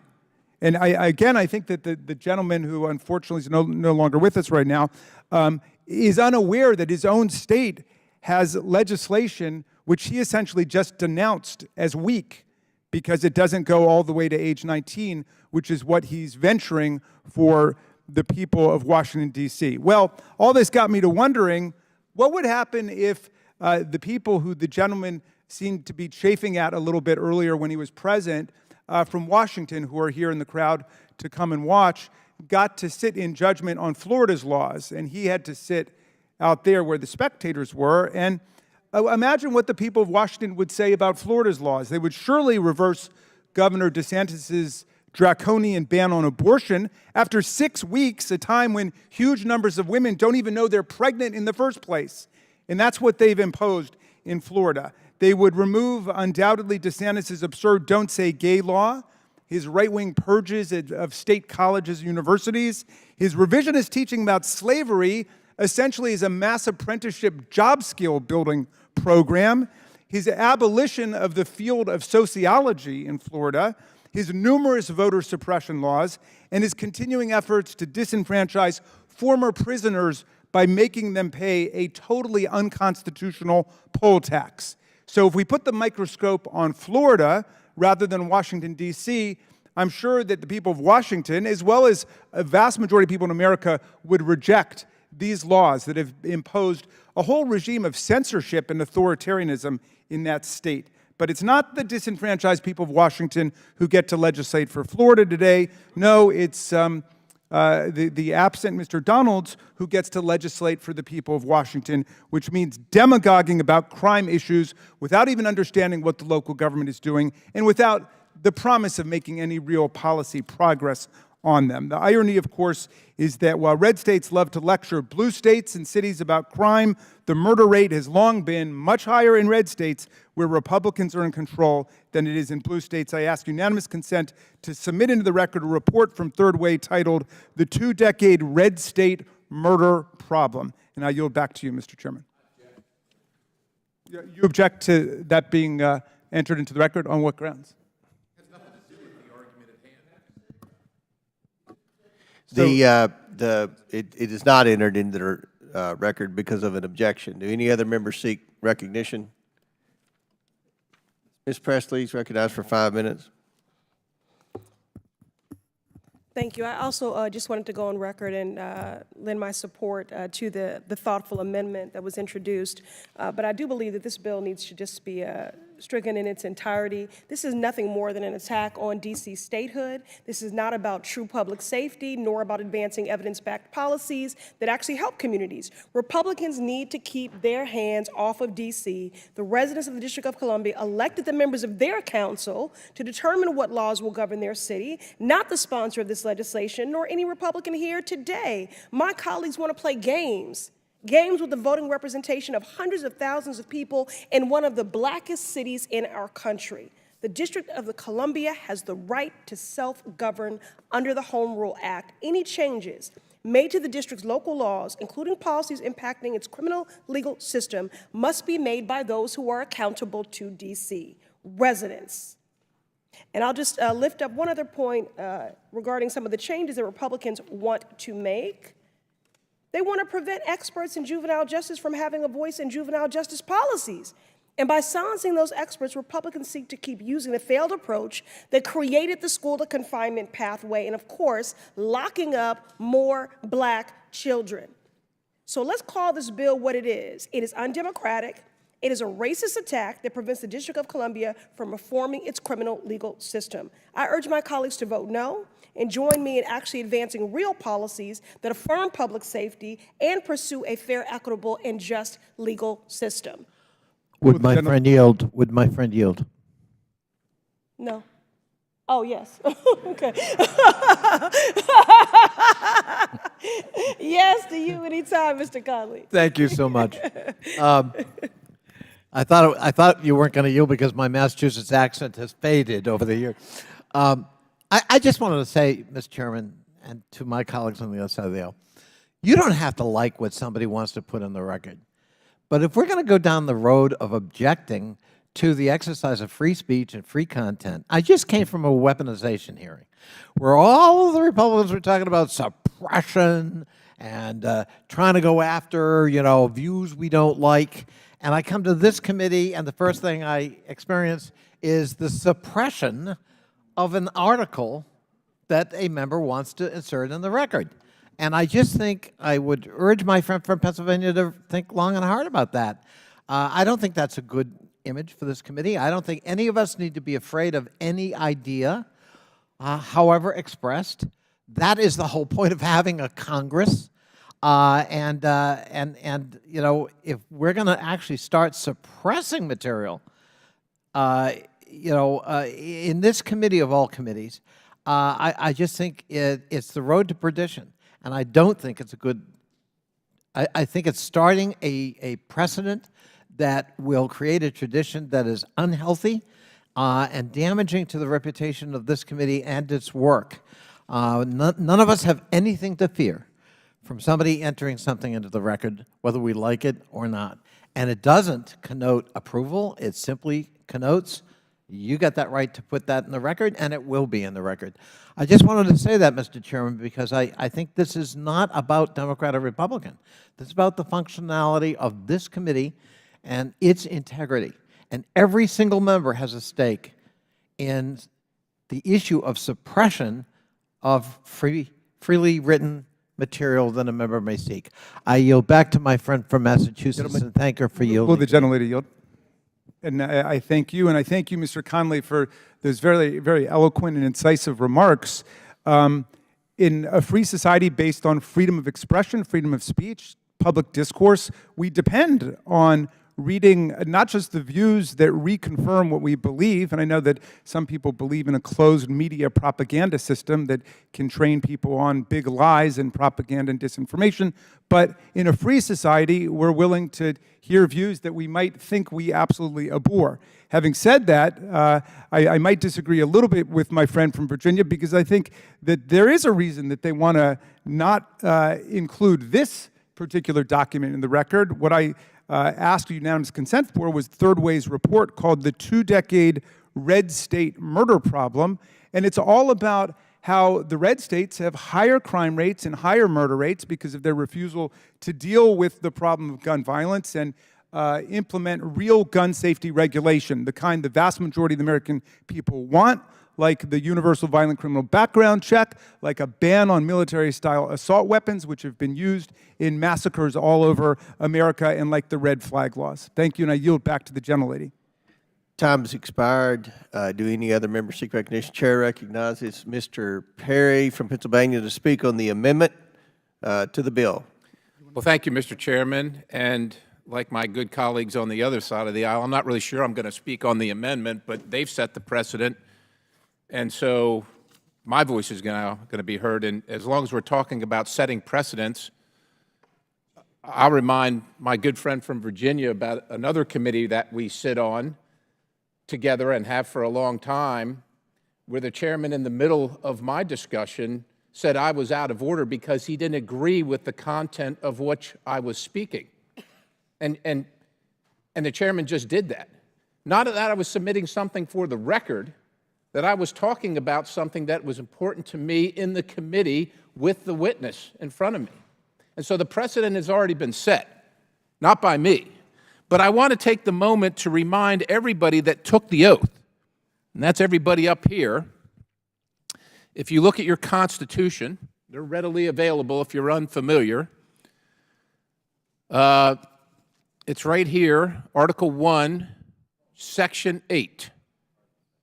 And I read, to exercise exclusive legislation, that's what's happening here, legislation, in all, not some cases, not convenient cases, in all cases whatsoever, in case you're not clear, over such district, the one we're talking about is the one we're sitting in, such district not exceeding 10 miles square. In all cases whatsoever. This isn't a Republican thing, and it isn't a Democrat thing. The United States Capitol belongs to all the citizens of the United States of America. And if they can't come to their capital and feel safe, I will tell you, I have no interest in leaving these Capitol grounds for fear for my safety. I have no interest. I've got a family that I'm responsible for. I've got 2 children that I want to see grow up, and I want them to have a father. I know you're all smiling. It's awesome. There was a guy that was killed a couple blocks from here getting gas that worked for the previous administration a couple blocks from here. They shot him in the head. It's not funny to his family. It's not funny to me. It's not funny to Americans that want to come to this city and engage their government, but they're afraid to walk down the street from the hotel to get to these buildings to do it. And if D.C. won't do something about it, Article 1, Section 8, to exercise exclusive legislation in all cases whatsoever. If you all won't do it, we will. I yield the ballot. Mr. Chairman, I have a unanimous consent request. You asked unanimous consent for what? I ask that an article by Kylie Murdoch and Jim Kessler on the murder rate throughout the country be entered into the record. Without objection, so ordered. I thank my friend. Chairman. Mr. Chairman. Yeah. Chair recognizes Ms. Norton. For Thank what you. purpose? What purpose do you seek recognition? First, I want to speak to the gentlelady's amendment. No amendment can redeem this fatally flawed bill, but I support this amendment, which would preserve the authority of the court to waive mandatory minimums under the Youth Rehabilitation Act.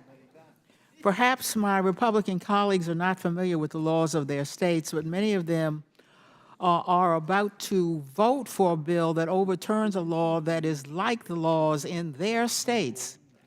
The D.C. Crimes Act amends D.C.'s Youth Rehabilitation Act, which allows judges to give alternative sentences to young adults and to seal their conviction records. My Republican colleagues on this committee from Alabama, Florida, Michigan, New York, and South Carolina have laws in their states like D.C.'s Youth Rehabilitation Act. The sponsor of this bill represents Florida, so let's examine Florida's Youth Offender Act. Florida first enacted this law in 1978, 7 years before D.C. first enacted its law. Under Florida's law, a person cannot be sentenced to more than 6 years in prison. Under D.C.'s law, there is no limit on the prison term. Under both Florida's and D.C.'s laws, mandatory minimum sentences are waived. Yet the D.C. Crimes Act repeals the mandatory minimum waiver in D.C. Under existing D.C. law, the maximum eligibility age is 24. Under Florida's law, the maximum eligible age is 20. Yet the D.C. Crimes Act lowers the maximum eligible age in D.C. to 18.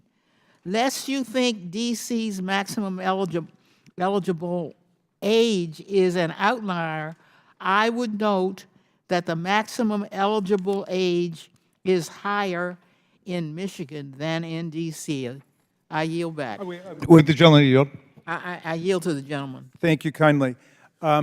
I just wanted to take the opportunity again to reemphasize my support for the gentlelady's amendment, and then also to answer something that the very distinguished gentleman from Pennsylvania said. He read us Article 1, Section 8, Clause 17 of the Constitution, which says that Congress shall exercise exclusive legislation over the district that's to become the seat of government, not larger than 10 miles square, in land yielded from various states. He did not mention the fact that the Congress of the United States delegated legislative power over local issues in 1973 in the D.C. Home Rule Charter to the District of Columbia government. And that grant of power was upheld by the Supreme Court and has been repeatedly upheld in the courts, saying that it's perfectly constitutional to delegate legislative power to a local government precisely because Congress has exclusive and plenary authority over the district. Now, if the people of Washington want to get out from under potential political tyranny, as they certainly have every right and reason to do at this point, then we need to redraw and modify the boundaries of the District of Columbia, which has happened repeatedly in our history. Before the Civil War, in 1856, Congress redrew the boundaries of the District of Columbia to retrocede to Virginia, Alexandria, Arlington, and Fairfax County. That was actually at the behest of slaveholders who were properly afraid that Congress was about to abolish the slave traffic in the District of Columbia, and they wanted to make sure they could maintain both their enslaved human beings and their power to engage in the slave traffic. In any event, it established the precedent that Congress, just exercising its exclusive plenary authority, can redraw the boundaries of the district. And so it can do that today in order to redraw the boundaries pursuant to the D.C. Statehood Act that Ms. Norton has introduced, and then to admit the residential areas as the 51st state to the Union. We started with 13 states. We've admitted 37 states, which means that 3/4 of the states were not part of the original Union, although I will tell you proudly Maryland was. But in any event, most states have not been, and the District of Washington, D.C., as we've said today, is an economically prosperous, politically self-governing jurisdiction that doesn't want people in these legislative drive-by hits to be micromanaging and finger-painting all over their hard negotiated local legislation. And the irony is that just this week, the D.C. Council passed a revamp of its criminal justice policies, and yet we come barging in like a bull in a china shop, not even knowing that they did that to try to impose somebody's pet agenda. I thank you kindly, Ms. Norton. I yield back. Chair now recognizes Ms. Luna from Florida. If I can just add in, Representative Raskin had cited the 2-decade red state murder problem, and so after further looking at this document, I just would like to point out that I believe it's a little bit misleading with the statistics, as it focused on blue cities in red states, and it even states in the article that they did remove some of the blue cities and still saw instances that occurred, but I do believe that this, based on the stats here, it might not be entirely factually accurate and forthcoming. So I just wanted to put that on the record. Thank you. Will the gentleman yield for 1 sec? I'd like to get to my bill, so no. By all means. Do any other members? Chair recognizes Mr. Conley to speak for 5 minutes on the amendment. Thank you, Mr. Chairman, and I support the amendment and certainly its intent. I do want to elaborate on comments made by the ranking member with respect to the constitutionality of the delegation of the authorities of Congress with respect to the management of the District of Columbia. And I'd make a further distinction. Delegation is one thing. Circumscribing what we decide to do is another. And that's not a legal issue so much as it is a matter of judgment and political maturity. And for example, you know, I ran one of the largest local governments in the United States. I did everything, right? We ran a bus fleet. We ran health clinics. We did all the zoning and planning. We did law enforcement and transportation. I would no more welcome this body intruding in my ability to manage complex problems where I know the on-the-ground situation and the rest of us don't, than anyone else in any local government, or for that matter, state government. And in this case, I think our friend from Pennsylvania all but said there was an unlimited ability by Congress to interfere when and where we choose. And even if one were to concede that power, exercising it is another matter. The prudence of it, and for that matter, the justification of it. And I don't want Congress in the business of doing zoning in the District of Columbia, and neither does Congress. So we have, in fact, set some limits for when and where we're going to intrude. But at some point, we have to, it seems to me, wrestle with the issue Ms. Presley talked about in her remarks. Are we going to believe in self-government starting in the nation's capital or not? And, you know, citing the founders writing the Constitution is disingenuous. D.C. did not exist when the Constitution was written. In fact, they hadn't even decided the location of the capital. And they had no way of knowing or envisioning a modern, urban, cosmopolitan center in its own right, with its own local needs and the need for local governments. But I believe, undoubtedly, our founders would have said, had they understood what would eventually be planted here on the shores of the Potomac was that, no, they've got to be entitled like anyone else in America to self-government. They have the right to make the same mistakes, to experience the same human behavior, good, bad, and ugly, as any other self-governing part of this country, because they were committed to those basic freedoms. And they understood there are risks with those freedoms. The risk is we get it wrong. We make bad judgments. Well, that's called freedom. And when you decide, no, I'm going to interpose myself and prevent you from having, good judgment and even the risk of sometimes bad judgment, that's the lack of freedom. And it seems to me that ought to be a principle on which both Democrats and Republicans can agree. This ought not to be a partisan issue, but we do need to let the District of Columbia free, let loose, and let the District of Columbia govern itself for its own internal affairs as any other urban area, or for that matter, rural area in this great country. It's time for that to happen. And as someone who spent a lot of time in local government, I fully sympathize with where the District of Columbia finds itself, and I believe that this body should resist the temptation to interfere. I yield back. Gentleman yields back. Do any other members seek recognition? I'll recognize myself now to speak on the amendment, but first I feel compelled to address a comment the ranking member said. He mentioned the fact that D.C. passed a revamped criminal code. Let's not pretend ourselves. The reason that happened is because of the work of this committee and the fact that our first bill through the markup, House Joint Resolution 26, which rescinded their liberal soft-on-crime policies in Washington, D.C., actually passed the House of Representatives in a bipartisan manner. Then it passed the Senate overwhelmingly, and then President Biden signed it into law. Now, when we had the debate on that bill, if you'll go back in time, the other side of the aisle, led by the ranking member, adamantly opposed the bill. But yet, the crime problem in D.C. was so bad, it was so obvious that their soft-on-crime policies were not helping the crime situation any in Washington, and moreover, they were making the situation worse because there was no accountability. There became overwhelmingly bipartisan support for the bill in a Congress that isn't noted for a whole lot of bipartisan support.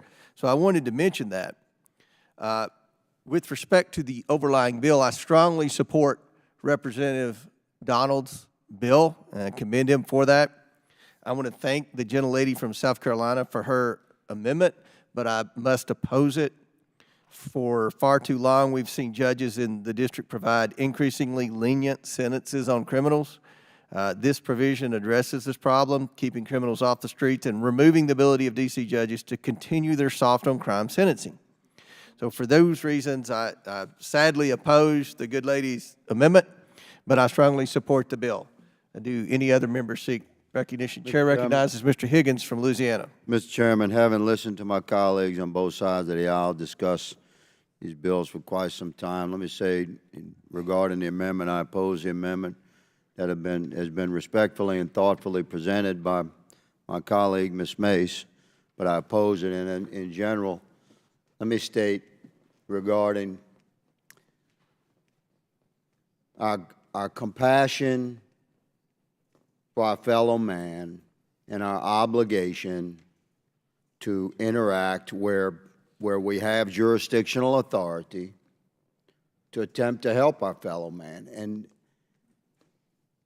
as it relates to juveniles in the system, what we call, once they've been arrested, there's a tendency to think of juveniles that have been arrested as children. You know, it's popular for politicians to state it's a child. This is a child. Should be treated as a child. We all love children. We have children.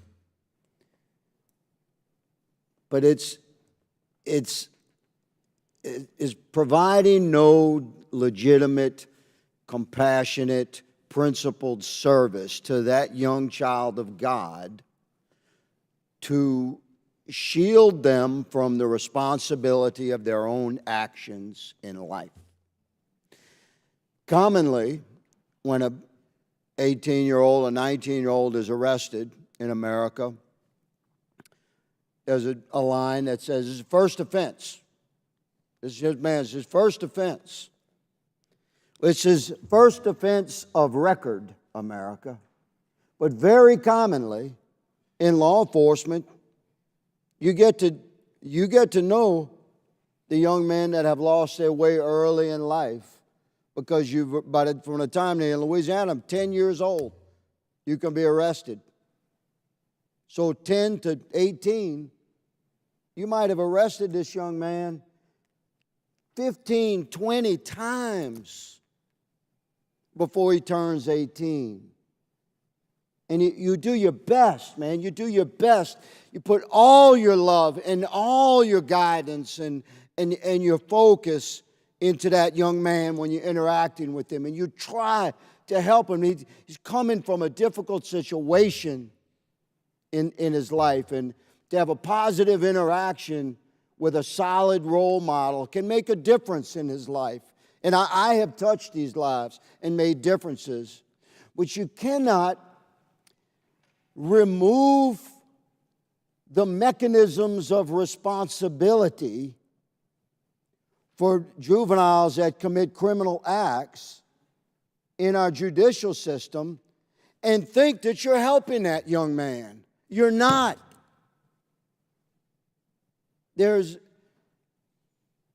Listen,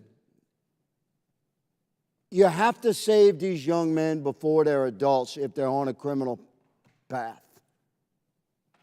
And you're not going to do it by reducing the given accountabilities for that young man if he commits a crime and gets arrested.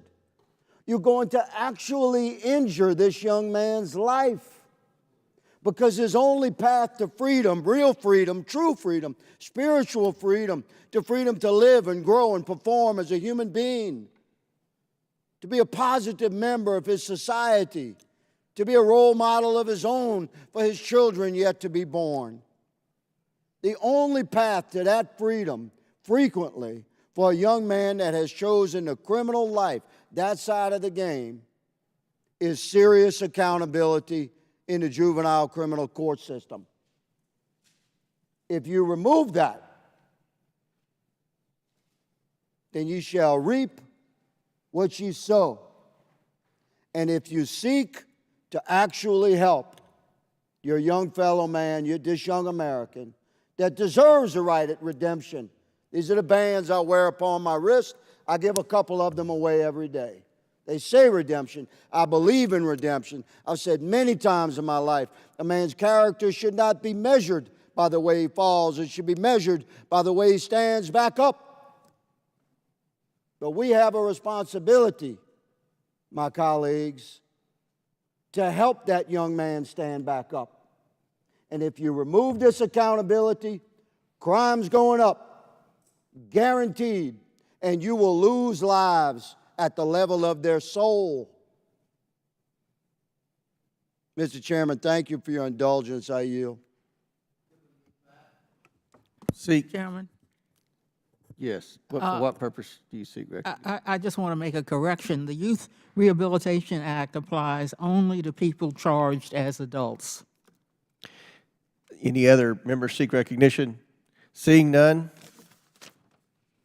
the question is on the amendment offered by the gentlelady from South Carolina, Ms. Mace. All those in favor signify by saying aye. Aye. All those opposed signify by saying no. No. In the opinion of the chair, the noes have it. What purposes? Mr. Chairman, I request a recorded. The recorded vote is ordered as previously announced. Further proceedings on the question will be postponed. Our next item for consideration is H.R. 7526. DC Consumer Vehicle Choice Protection Act. The clerk will please designate the bill. H.R. 7526, the D.C. Consumer Vehicle Choice Protection Act, a bill to repeal a rulemaking of the D.C. Department of Energy and Environment relating to adoption of California vehicle emission standards. Without objection, the bill should be considered as read and open for amendment at any point. Without objection, so ordered. The chair recognizes himself to offer an amendment in the nature of a substitute. The clerk please designate the amendment. An amendment in the nature of a substitute to H.R. 7526 is offered by Mr. Comer of Kentucky. Without objection, the amendment is considered as read, and the substitute will be considered as original text for the purposes of further amendment. Now recognize myself for 5 minutes for a statement on the bill. At the end of last year, the D.C. Department of Energy and Environment noticed a final rulemaking aligning D.C. local regulations with California. This final rule mandates that the district auto dealers sell only zero-emission vehicles by 2035. This action is foolish for a number of reasons. First, it limits consumer choice at a time when vehicle costs are soaring and every dollar counts when deciding on a new vehicle purchase. Second, EV charging infrastructure, especially in the district, lags behind what is necessary to accommodate this scale of EV use despite massive federal subsidies. EV owners face limited options for public charging compared to the fueling options available to internal combustion engine vehicles, and long wait times for EV chargers are burdensome to consumers. Third, supply chain issues have created a massive strain on manufacturers. There are difficult and expensive bottlenecks for critical EV components and raw materials, for many of which China is the main supplier. In fact, automakers have had to scale back their commitments to rapidly expand electronic vehicle production. In 2021, Mercedes-Benz announced that it would shift its manufacturing to produce all EVs by 2030.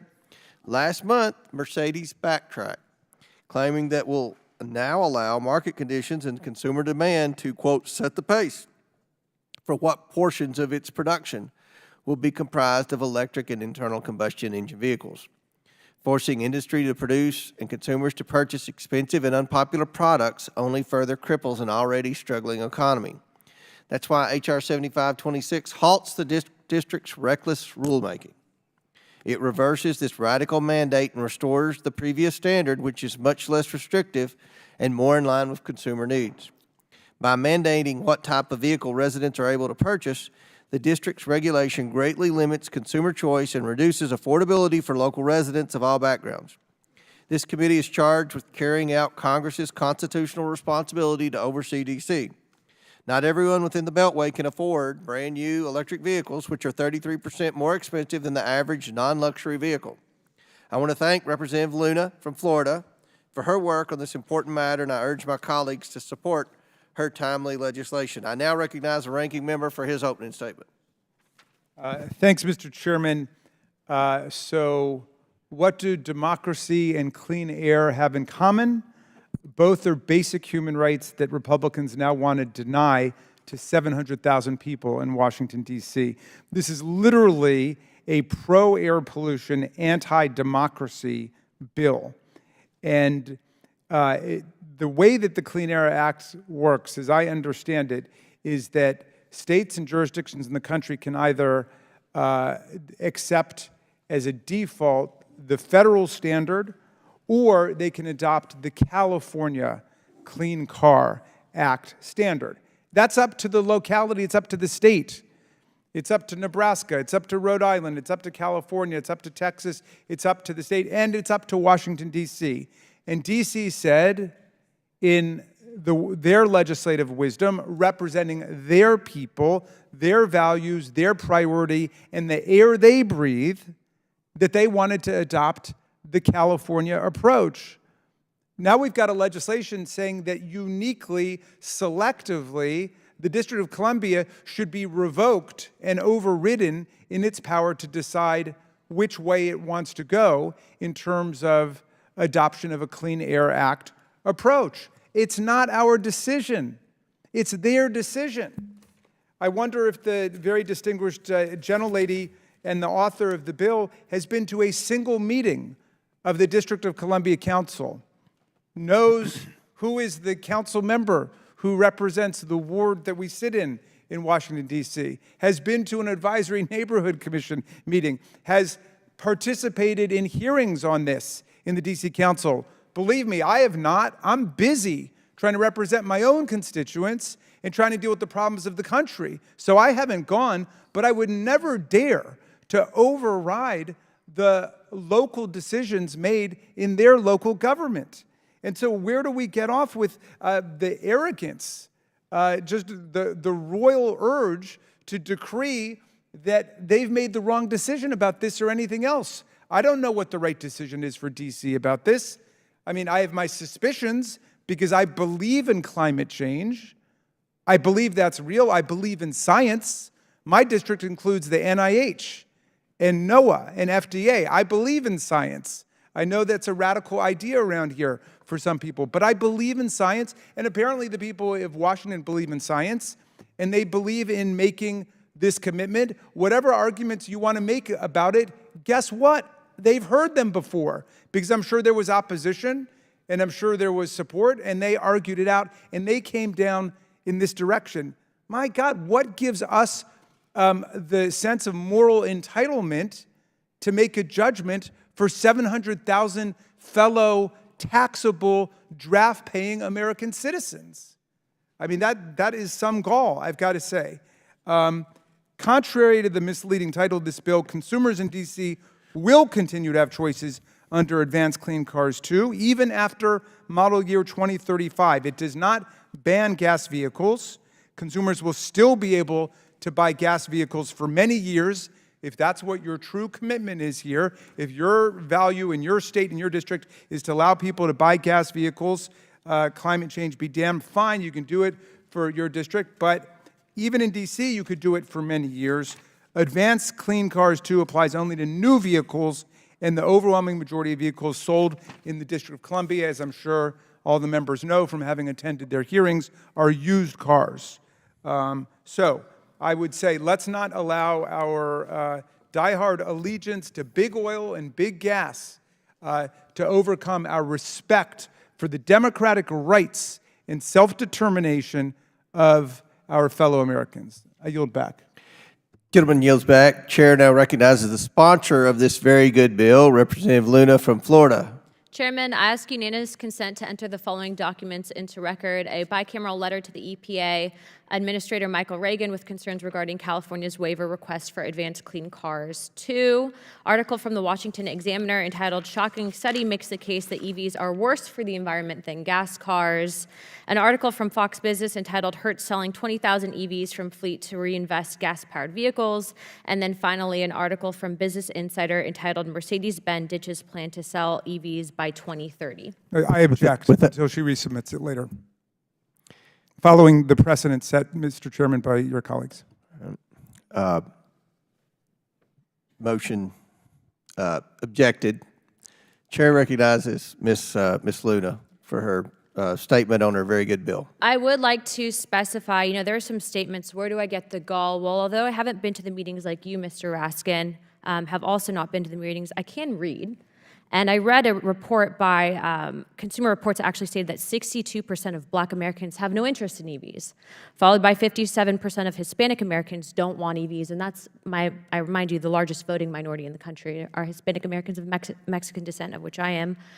I'd also like to point out that, what I'm seeing is a lot of people in Washington who don't really work that hard, making legislation that's impacting people that are working very, very hard to barely make ends meet because of inflation. So reiterating some of the points that Representative Comer had stated, and Chairman Comer, on December 29th, 2023, the District of Columbia Department of Energy and Environment noticed a final rulemaking decision that would implement California's electric vehicle mandate regulations in the district.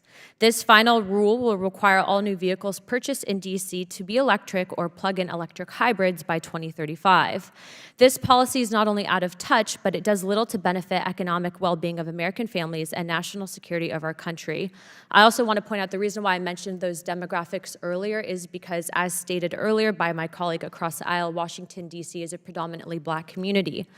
It It is important to point out that DC lacks the proper infrastructure, as stated by Chairman Comer, to support this policy. In fact, DC, Arlington, and Alexandria have a total of 5,069 public charging stations with more than 689,000 residents in just the district alone.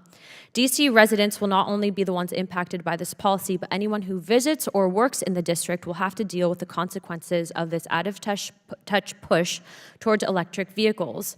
It is clear that DC did not consider the economic well-being or really what the residents wanted before coming up with this policy decision. And I always really have an issue when people state that it's people that are interested in big gas and petroleum that are pushing for this, when I find that a lot of the EV subsidies are actually going towards large donors for the Democrat Party. In 2022 alone, the average median household income was only $74,000 roughly. In comparison, the average cost of an electric vehicle in July 2023 is over $53,000. Given inflation and the current cost of living, American families cannot afford an electric vehicle when they're simply trying to make ends meet, as I stated earlier.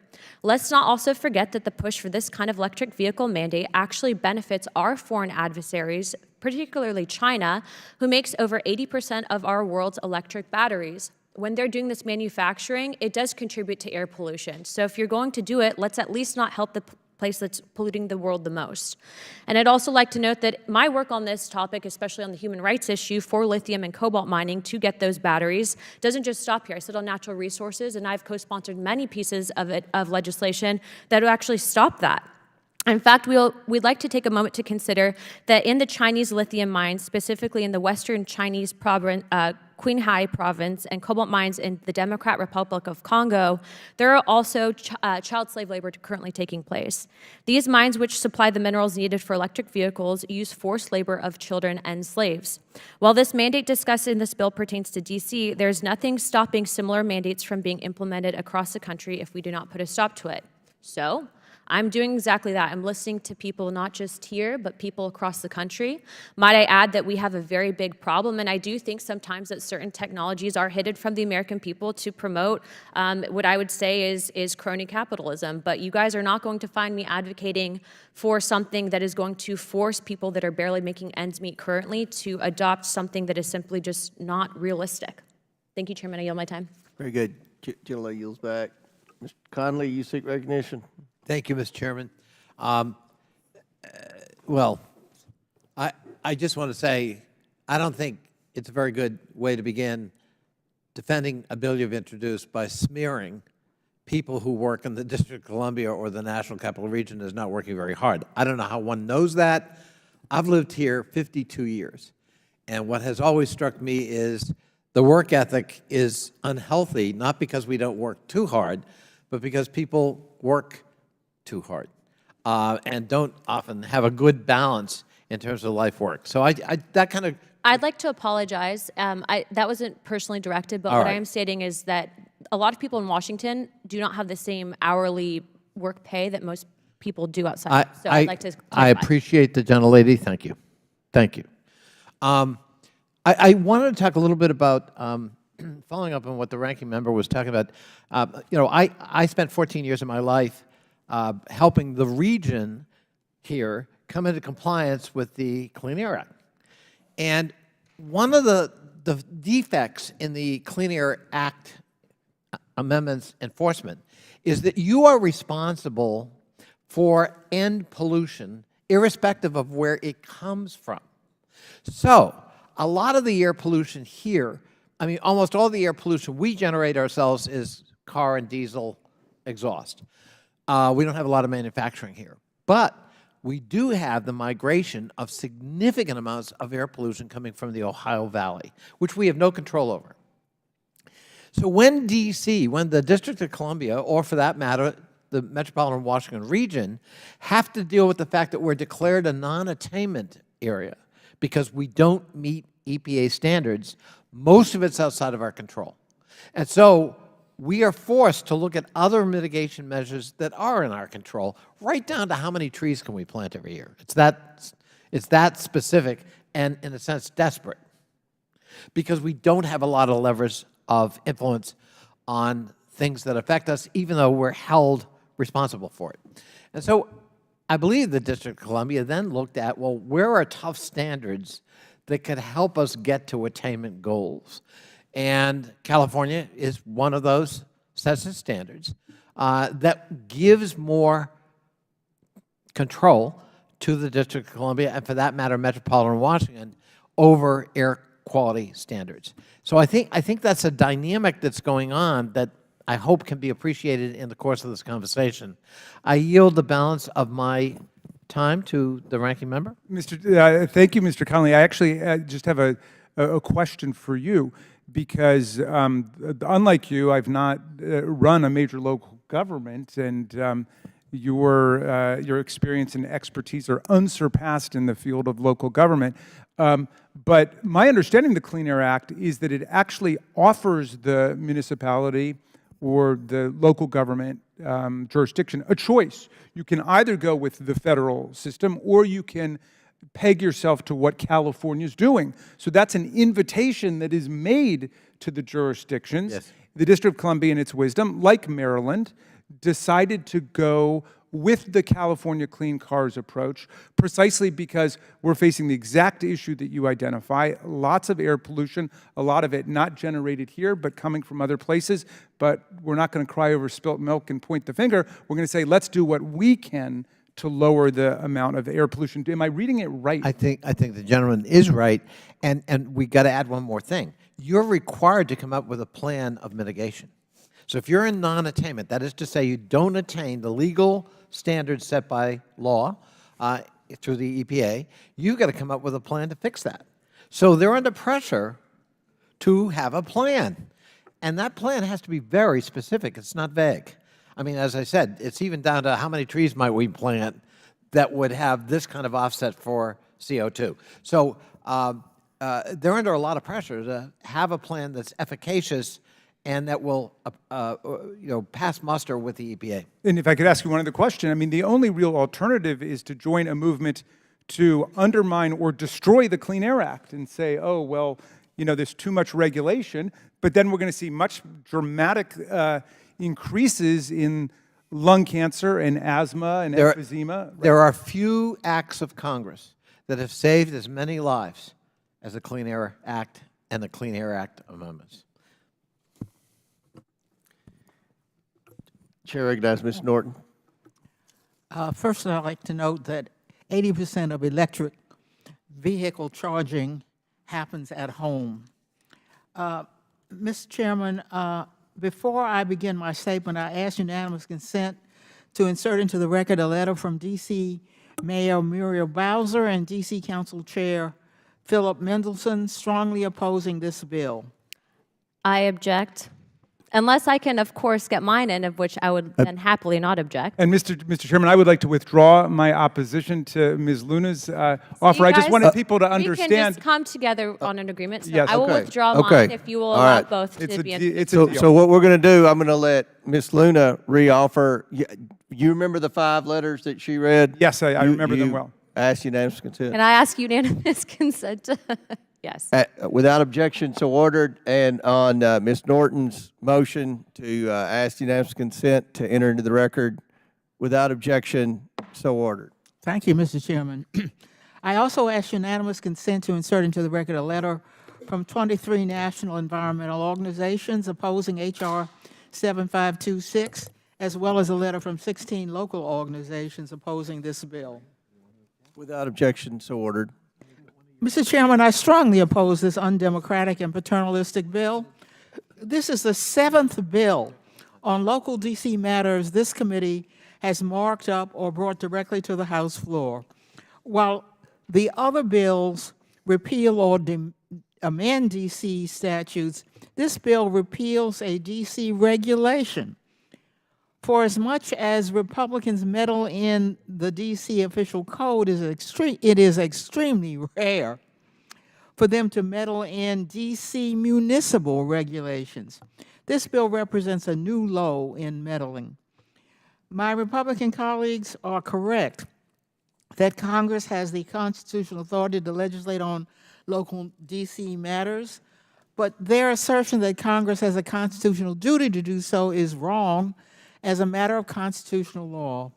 The legislative history and merits of this bill should be irrelevant. since there is never justification for Congress repealing or amending laws or regulations enacted by the District of Columbia. Nevertheless, I want to set the record straight. After 2 public hearings, the D.C. Council unanimously passed the Clean Cars Act of 2008, and the mayor signed it. The Clean Cars Act requires the mayor to adopt California's vehicle emission standards. The D.C. Department of Energy and Environment held a public notice and comment period, including a public hearing on the regulation to carry out the Clean Cars Act. Upon the effective date of the regulation, D.C. joined 13 states, including 2 states represented by Republicans on this committee, in adopting California's vehicle emission standards known as Advanced Clean Cars 2. There is only one question before this committee. Does it believe in democracy? The D.C. Council has 13 members. The members are elected by D.C. residents. If D.C. residents do not like how members vote, they can vote them out of office. This is called democracy. Congress has 535 voting members. The members are elected by residents of their states. None are elected by D.C. residents. If D.C. residents do not like how members vote on local D.C. matters, they cannot vote them out of office. This is the antithesis of democracy. The Revolutionary War was fought to give consent to the governed and to end taxation without representation. Yet D.C. residents cannot consent to any action taken by Congress and pay full federal taxes. Indeed, D.C. pays more federal taxes per capita than any state and more total federal taxes than 19 states. If House Republicans cared about democratic principles or D.C. residents, they would bring to the floor my D.C. statehood bill, which would give D.C. residents voting representation in Congress and full local self-government. Congress has the constitutional authority to admit the state of Washington, D.C. It simply lacks the will. I strongly urge members to vote no on this bill and to keep their hands off D.C., including its regulations. I yield back. All right. The question is now on the amendment in the nature of a substitute. All those in favor signify by saying aye. Aye. All those opposed by saying no. No. In the opinion of the chair, the ayes have it. The amendment is agreed to. The question is now on favorably reporting H.R. 7526 as amended. All those in favor signify by saying aye. Aye. All those opposed signify by saying no. No. In the opinion of the chair, the ayes have it. Can I get a recorded vote? A recorded vote is ordered as previously announced. Further proceedings on the question will be postponed. Our next item for consideration is H.R. 7527, Mail Traffic Deaths Reporting Act. The clerk will please designate the bill.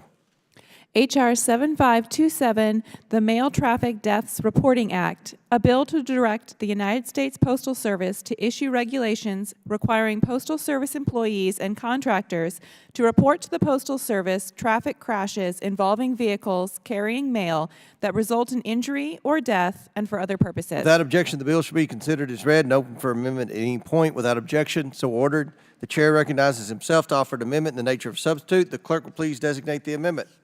An amendment in the nature of a substitute to H.R. 7527 is offered by Mr. Comer of Kentucky. Without objection, the amendment is considered as read, and the substitute will be considered as original text for the purposes of further amendment.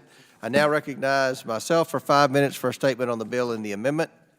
The House Oversight Committee is responsible for overseeing the U.S. Postal Service, an organization tasked with delivering mail across the nation. Last year, the Wall Street Journal published an article alleging that the Postal Service contracted with low-cost trucking companies that did not follow highway safety regulation. They also reported that postal contractors have been involved in car crashes that have killed 79 people in the last 3 years. To conduct oversight of this important topic, Congress needs to be informed. The Mail Traffic Deaths Reporting Act requires the Postal Service to report to Congress any traffic crashes that result in injury or death. Under the bill, Postal Service employees and contractors will have 3 days to report a traffic accident to the Postal Service. These reports will include, at a minimum, the date, time, location, nature of crash, information identifying the contractor, and number of injuries and fatalities. The Postal Service will maintain a comprehensive internal digital database of this information. The Postal Service is also required to compile a publicly available report summarizing annual stats related to injuries and deaths from traffic accidents. The Postal Service is tasked with the challenging job of providing fast, reliable mail service nationwide. While they do so, it's imperative that safety is also prioritized. As the Postal Service shifts from air to ground transportation under the Postmaster General's Delivering for America plan, oversight of trucking contractors is especially important. I'm proud to sponsor this bill with my Democratic colleague, Representative Conley. I encourage all of my colleagues to support this common sense bill that increases transparency into the Postal Service's safety record and prioritizes public safety throughout our nation. I now recognize the ranking member for his statement. Thank you, Mr. Chairman. I want to salute Mr. Conley for his great leadership on mail transport safety at the Postal Service, and I'm pleased to support this legislation advanced by him and by you, Mr. Chairman. The Wall Street Journal recently reported that between 2021 and 2023, truck drivers contracted by the Postal Service were involved in 68 traffic accidents with 79 fatalities while delivering the mail. The OIG found that the Postal Service failed to record all mail transport accidents, including those involving private contractors, in a central database. As a result of these oversight deficiencies, the Postal Service did not have a complete understanding of the full scope of traffic accidents and the safety performance of its mail transport drivers, or the patterns that might be discernible from keeping real data. The Mail Traffic Deaths Reporting Act would establish reporting, tracking, and accountability measures among all mail transport drivers, including the 4,600 postal trucking contractors within the service. This legislation would increase transparency and improve the Postal Service's visibility into the full scale of mail transport accidents and increase public safety. I urge my colleagues to support Mr. Conley's bill, and I yield back. Chair recognizes the sponsor of the bill, Mr. Conley from Virginia. Thank you, Mr. Chairman. And I want to thank you and the ranking member for your gracious remarks and for your commitment to saving lives. You both mentioned the Wall Street Journal article. I want to ask unanimous consent to enter into the record a report from the Inspector General of the Postal Service confirming all aspects of that Wall Street Journal just issued last week. Without objection, so ordered. I thank the Chair. And I'm so glad we can partner on a bipartisan basis and introduce the Mail Traffic Deaths Reporting Act, which would require USPS to collect, track, and report on serious crashes and fatalities involving vehicles transporting U.S. postal mail. Chairman and I have met with families of truck crash victims. We've heard their painful stories, and we're committed to prevent tragedies involving mail transport. These families turned advocates welcome this legislation, which is endorsed by the Truck Safety Coalition. Let me tell a story. In June of 2022, the Godine family was traveling to their home in Gillette, Wyoming. Traveling behind the family on I-25 as they passed Greeley, Colorado, was a freight truck carrying U.S. mail on a contract with the U.S. Postal Service. The truck's brakes were out of alignment. The truck was uninsured. The driver did not have a commercial driver's license. When that truck carrying U.S. postal products slammed into the back of the Godine's family vehicle, in one instant, 3 generations of that family lost their lives, including a 3-month-old baby girl. Safety concerns about the freight contract trucking practices of the Postal Service have been increasing ever since. Between 2020 and 2023, at least 79 people have been killed in crashes involving trucks contracted by the Postal Service. The true number could be even higher because just last year, if you can believe it, we learned the USPS does not even report serious crashes involving trucking contractors because they're not required to. That revelation raised further serious questions about safety oversight of Postal Service contracted vehicles, including troubling allegations that the Postal Service is managing truck freight operations which do not adhere to common sense safety standards. The USPS, for example, set delivery schedules that require drivers to exceed hours of service requirements, and has selected carriers with extensive records of safety violations knowingly. Between December 2020 and December 2022, the Department of Transportation identified a frightening 466 Postal Service trucking contractors that had very high rates of violations related to driving hours. In 2021 and 2022, 39% of trucking companies that carried U.S. mail violated rules meant to prevent driver exhaustion and did so repeatedly. Between 2017 and 2022, one single trucking group with a USPS contract broke those rules 200 times. When I asked the Postal Service for the number of deaths involved in contracted transport of mail, they said they did not have that information because they did not collect, monitor, or report such information. Cold comfort to the families who've lost loved ones as a result. This approach to this information was clearly an out-of-sight, out-of-mind management technique. That was until May of 2023, when I urged the Inspector General of the Postal Service to investigate the safety of freight contract trucking practices at USPS. The USPS responded suddenly by establishing an ad hoc centralized reporting mechanism for serious and deadly crashes involving their trucking contractors.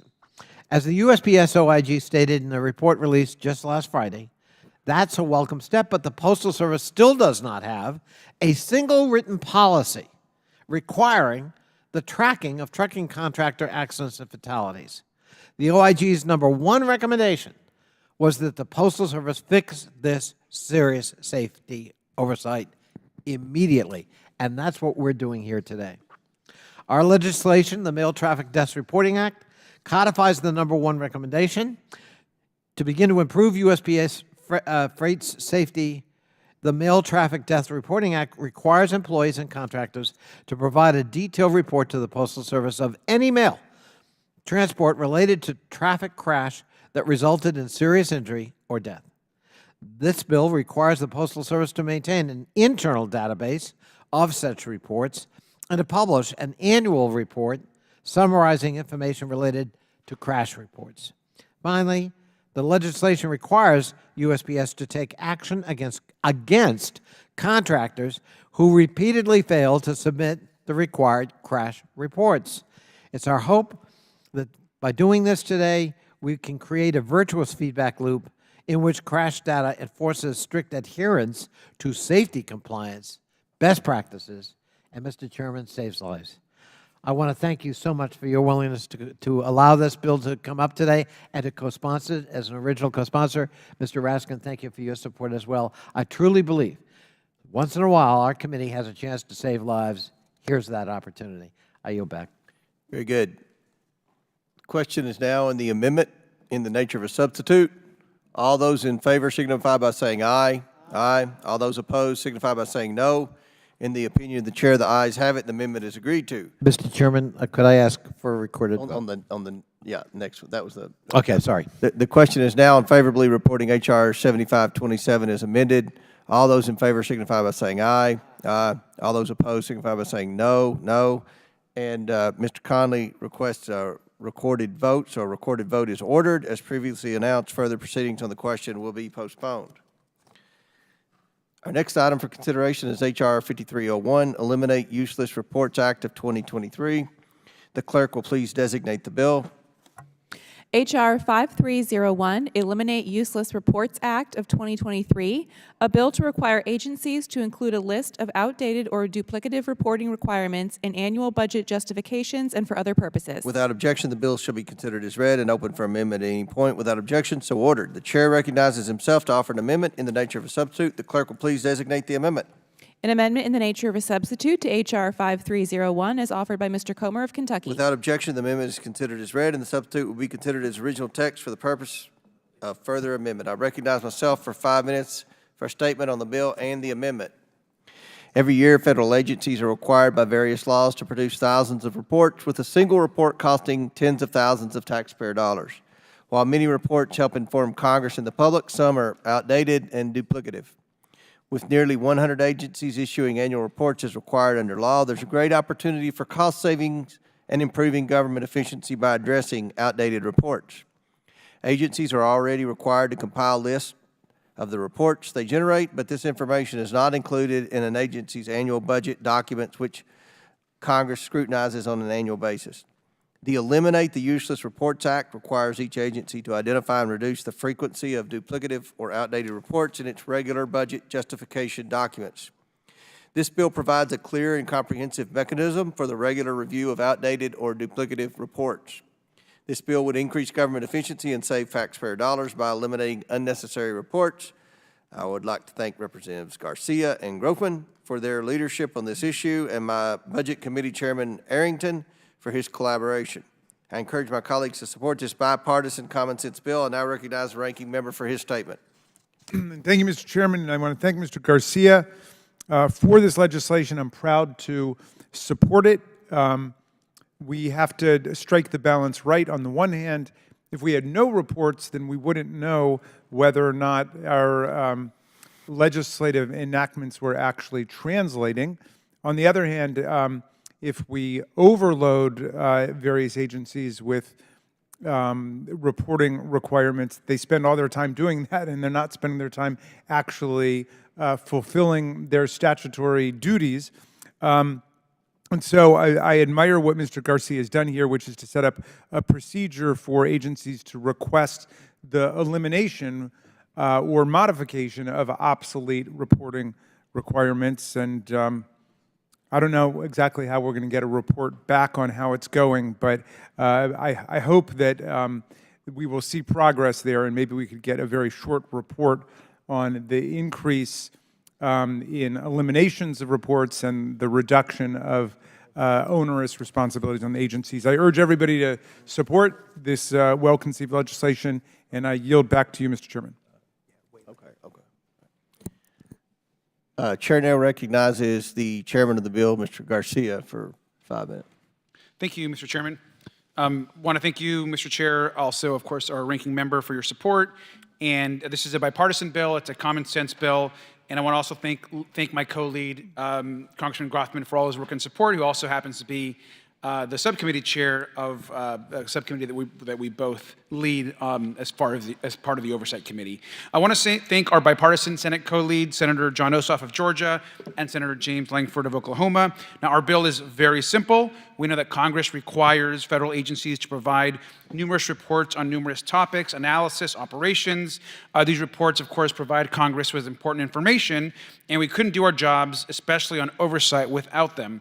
However, drafting reports oftentimes takes enormous resources and responsibilities. Our bill essentially is a common sense overhaul to the process to get rid of reports when they're no longer needed, this saving civil servants time and really saving the government money. These reports required by Congress are oftentimes no longer needed because they may be outdated, the topic has moved on, or it could be duplicative. And so oftentimes, because we demand these reports continue to be produced year after year after year without any sort of assessment if the report is actually necessary. Under our bill, every year when an agency reports their budget, they would also send a summary of any congressional reports that they believe are outdated and or duplicative, and they recommend that we can sunset, modify, consolidate, or reduce the frequency of the report. So at the end of the day, we still get to make a judgment on what reports are needed, but this is just a common sense way of ensuring that our civil servants spend their time doing their jobs. I'll say that I served as mayor of Long Beach, my city, for the last 8 years before I got to Congress, and this is exactly the type of measures that we would try to implement to make government run more efficient, and really much, at the end of the day, ensure that our workforce are actually able to focus on doing their actual jobs. Endless reports really oftentimes waste time if they're not producing information that we in Congress need. This bill reduces paperwork, streamlines many processes, and makes the legislative process more organized.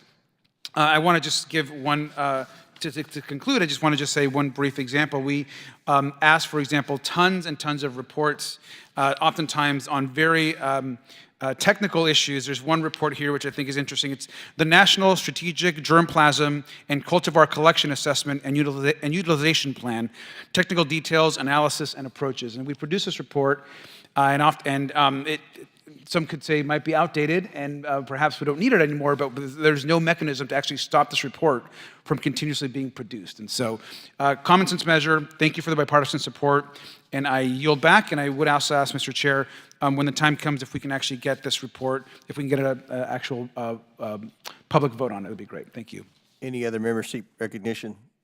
Seeing none, you see. I'm objecting. Objecting to? The next thing we're doing on Postal. Oh, okay, yeah, we'll get to that. The question is now on the amendment in the nature of a substitute. All those in favor signify by saying aye. Aye. All those opposed signify by saying no. In the opinion of the chair, the ayes have it, and the amendment is agreed to. And we'll do a recorded. Yeah, well, we got this. This is the one you want to record, I believe on this. The next one is on the bill. That was on the nature of substitute.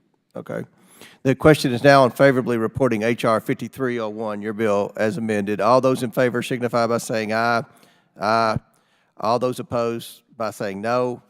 In the opinion of the chair, the ayes have it, but a recorded vote has been ordered by Mr. Garcia. As previously announced, further proceedings on the question will be postponed. So just want to clarify something. We do the postal votes when we vote on all the bills, and it's always the last one. So we're going to, I'm going to make this announcement, but this is how we always do it. We're going to recess until votes conclude. We're going to come back in here. That plans to be around 2:45. We'll vote on all the bills and Ms. Mace's amendment, and then the last vote will be on the postal bills, and if anyone objects, then that. Well, I have a couple minutes to kind of explain to everyone the nature of why I'm objecting and why I think Representative Perry's objecting as well. Because Mr. Higgins, I think, would like to speak on the bills too, but if one person objects, then it's over. Minutes? It's over. Yep. Okay. All right. Pursuant to the previous order, the chair declares the committee in recess subject to the call of the chair. We plan to reconvene after votes or around 2:45. The committee stands in recess.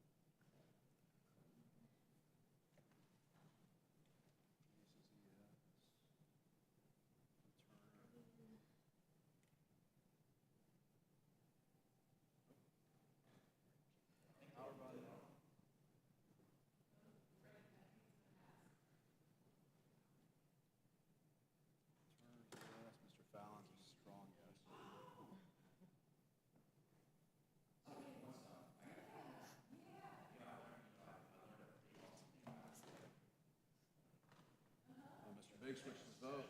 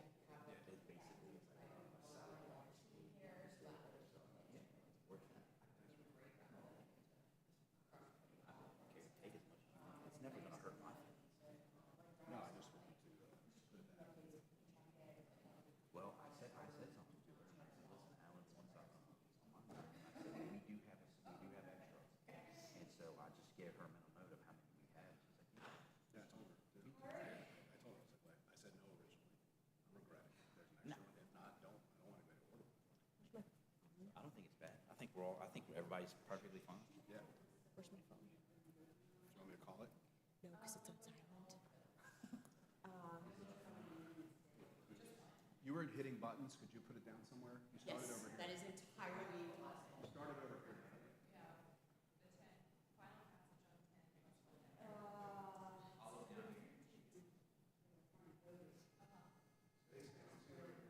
So normally I have a watch.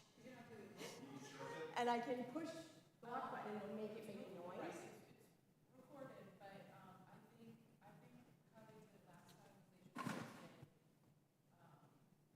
Which is why I have the watch on. Literally. Yeah. And then you put in the final for hours or something. We post it online. I just wanted to see if it was one of those. No, she left it. I just want to make sure that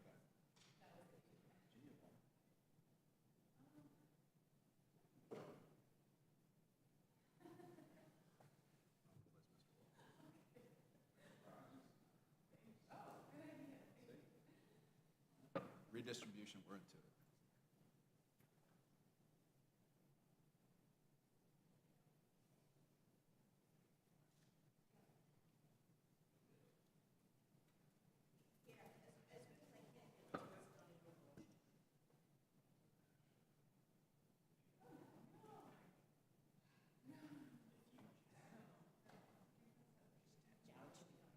Seriously, if you run into a jam, just tell me. If you tell me tonight, tonight when I'm waking up, because we're not in session, I can literally just rock and roll, get up. Yeah, as it stands right now, I don't expect that to be a problem. So. Yeah, and it's just wheeling buttons all over the world. So it's like that Maurice's there, he's the second paragraph that really needed. So yeah, And he'll make sure that I break anything. yes, yes. I actually trust Maurice more over our customers than I trust me. Yeah, me too. Yeah, because I just want to get it in there, and sometimes I'm a little too Yeah.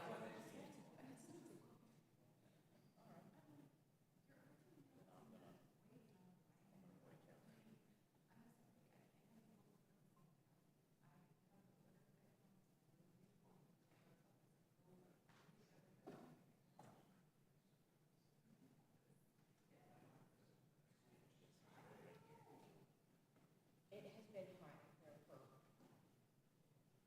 like, I think 2 days before our last markup, like, the temperature went up in here by like 10 degrees. Can you take your blazer off? Can you take your blazer off? Okay, that's what I said, yeah. They changed the rules for the floor that we were allowed to do that now, so we can do it here too. On the Senate, you can wear a hoodie now, right? Not to vote, not on the floor, just in committee. Yeah, the superintendent, we had, The only excuse that you really need is to be a big tall guy, so I don't think you're pregnant, you should be good. We're good to go. we tested the votes. Do what? We tested all the votes work. Nice. Did you get it? Do you want something to drink? Here, Okay. I'll go get it. You had anything else, Ashley? 5:32. We're all just pacing and waiting, huh? Should I?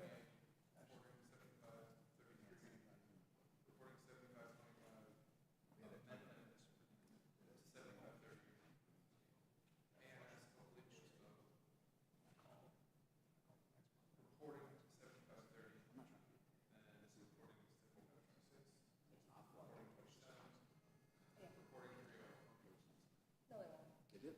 Byron, After the fifth call. when it rains really bad, the skylight area on the 6th floor. Oh, yeah. The miners inside, I've called about that like 6 or 7 times. They had someone up here. So I get sometimes these things are so big, it's like they're hard to fix, like, but a running toilet, like, I can fix that.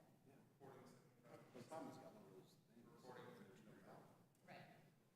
But Thank you for always pitching in and helping. I really appreciate that. It means a lot. 75-20. It was easy because my stuff was going 23 and 32. I know. Every time I'm like speed reading things, I thought I was losing my mind. Should I go turn all the little clickers off? They're good. They are? We tested them, we put up a vote,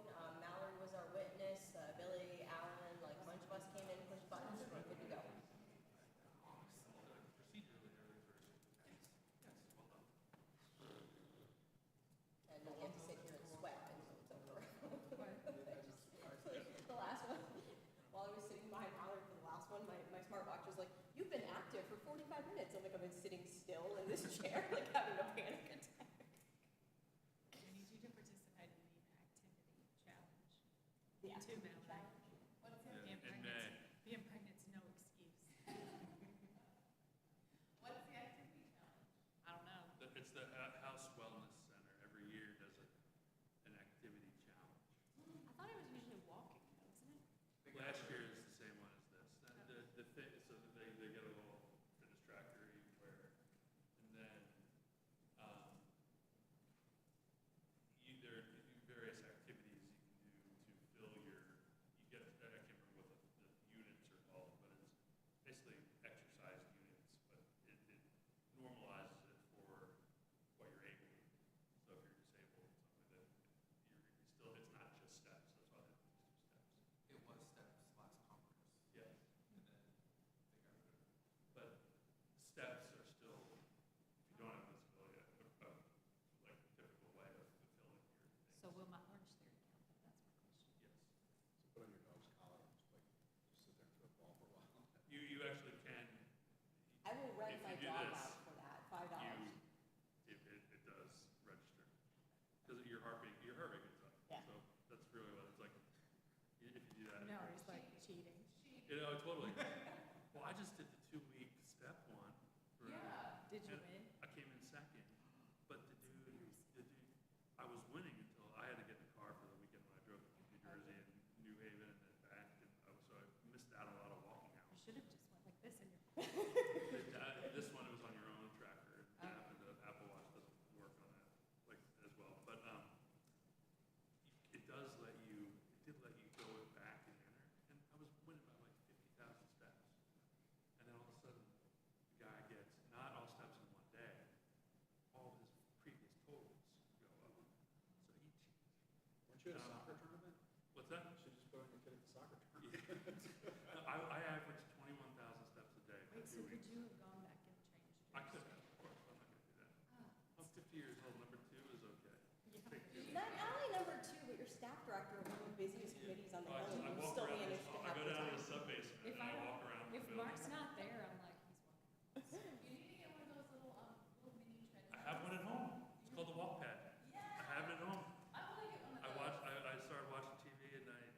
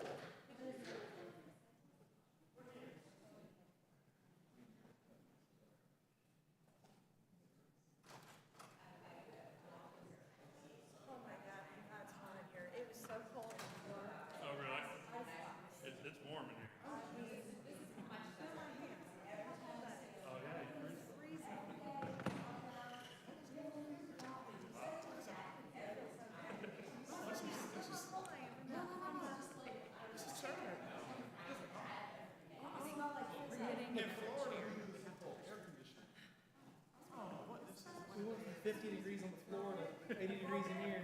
It feels so good. Clearly, I should be on a diet. Is that what you're telling me? Why don't you bring your chair? I can't win today. Why is there no echo? No. Actually, we have a lot of things to go over with your performance today.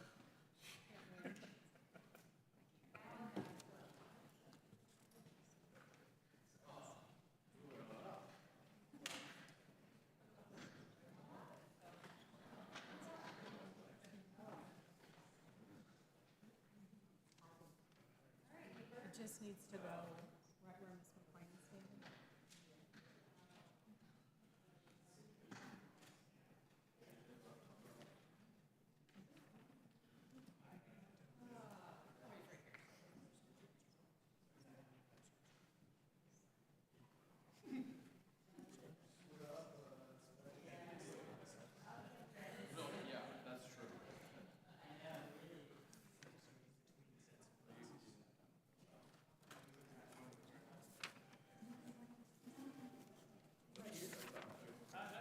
Do you want one of these for your reason?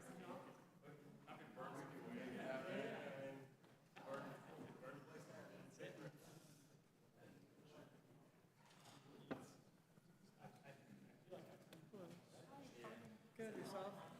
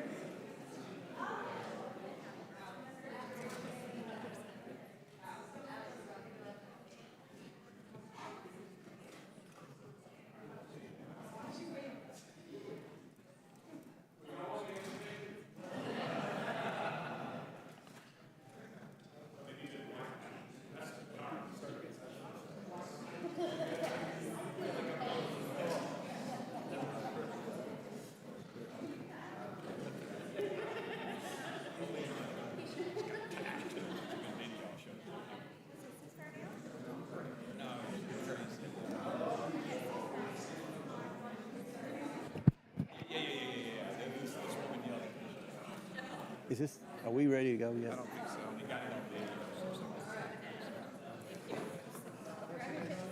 I don't know why.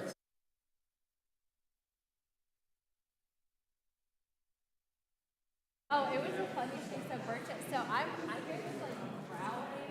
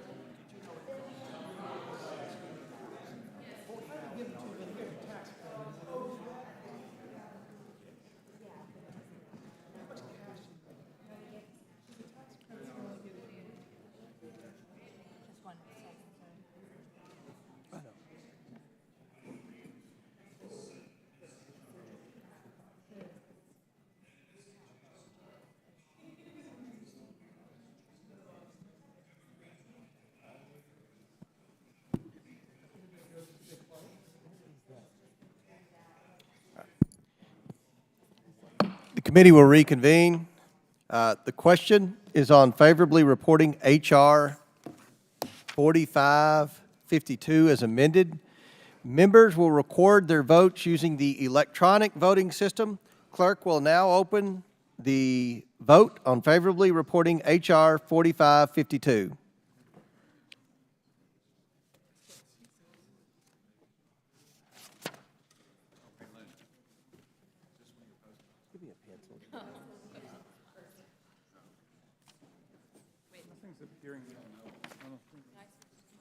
Yours isn't working? Yeah, I did. Oh, wait, no, this is CISA. But it's not. There you go. I'm gonna put CISA. What? CISA. CISA. You know, CISA was working with D. Look, CISA was under the president. Have all members been recorded who wish to be recorded? What? Does any member wish to change their vote? The clerk will close the vote and report the vote total.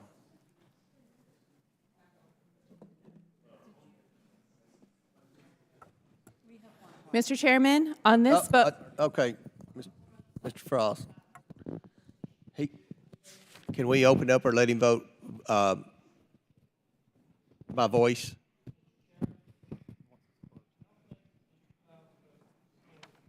Okay, we may have had a couple of issues with. Can we reopen it? You want to try it again, or what? Sir, you can't reopen it to allow people to vote. It's closed. You have can't- to recreate a whole new vote. So, Mr. Chairman, point of inquiry, just for the future, when people, if they arrive late, can we take their vote by voice at that point? yeah, we can. Let's. Could Mr. Frost and Mr. Clyde be recorded by voice now? Is there any objection to letting that happen? Does anyone on either side object to letting I think there were 3 that walked in. Mr. Chairman, point of order. I don't have an objection, Pat. Yeah. Is that just this one time, or are we going to do this every single vote? Yeah, that's a very good point. If it's just this one time, no objection, but it's time to be an adult, and we're here, let's vote. What, you want to do it one time or not do it? Let's just do it this one time for now, and we can, let's see what other committees do with that. All right. We will do it one time and allow the ones that walked in late voice. It doesn't affect the outcome of the vote anyway, but how is Mr. Frost recorded? Mr. Frost is not yet recorded. This adult votes yay. Mr. Frost votes aye. How does, is Mr. Perry recorded? Mr. Perry is not recorded. Mr. Perry votes no. And is Mr. Palmer recorded? You are? Okay. And I think Mr. Khanna. Oh, Mr. Cloud. Yes, Mr. Cloud. Mr. Cloud is not yet recorded. Mr. Cloud votes no.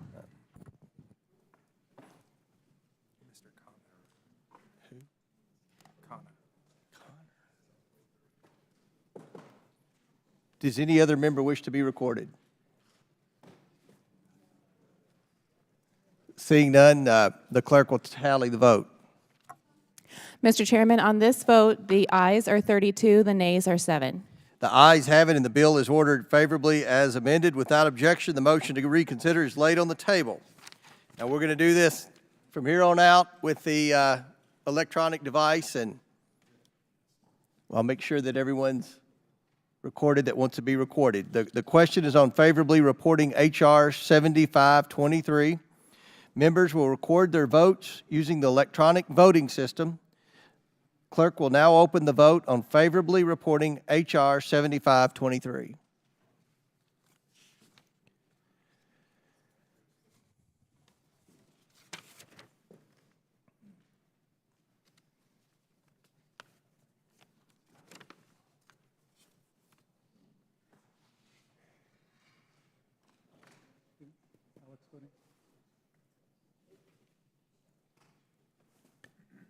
Have all members been recorded who wish to be recorded? No. No, all members have been recorded. Does any member wish to change their vote? The clerk will close the vote and report the vote total. Mr. Chairman, on this vote, the ayes are 40, the nays are 0. The ayes have it, and the bill is ordered favorably reported as amended. Without objection, the motion to reconsider is laid on the table. The question is now on favorably reporting H.R. 7532. Members will record their votes using the electronic voting system. Clerk will now open the vote on favorably reporting H.R. 7532.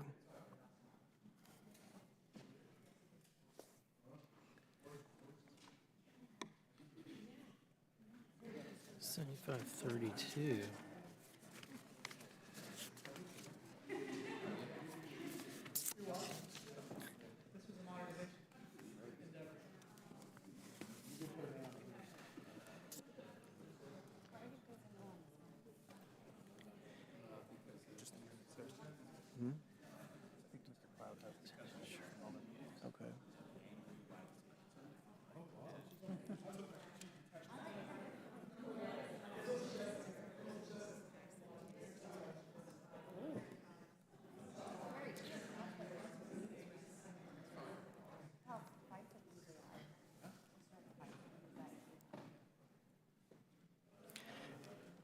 Have all members recorded their vote who wish to be recorded?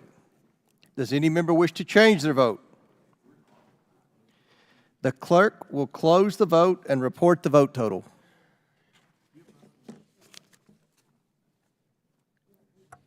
Mr. Chairman, on this vote, the ayes are 36, the nays are 3. The ayes have it, and the bill is ordered favorably reported. Without objection, the motion to reconsider is laid on the table. The question is now on favorably reporting H.R. 7528.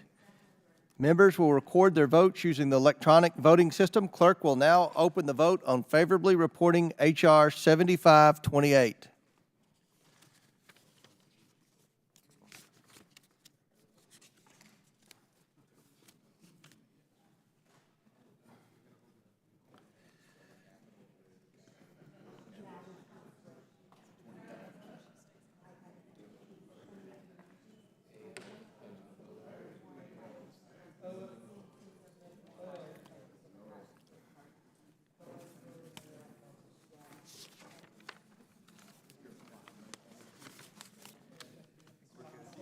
Have all members been recorded who wish to be recorded? No. Yes. All right. Does any member wish to change the vote? Does any member wish to change the vote? The clerk will close the vote and report the vote total.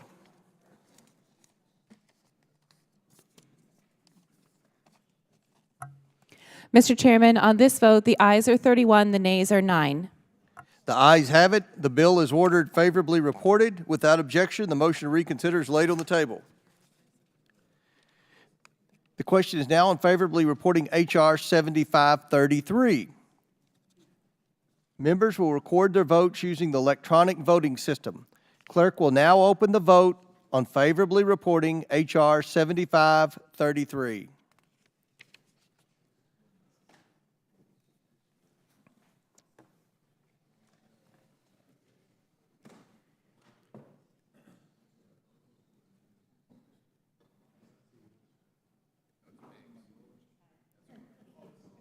Have all members been recorded who wish to be recorded? Does any member wish to change their vote? The clerk will close the vote and report the vote total.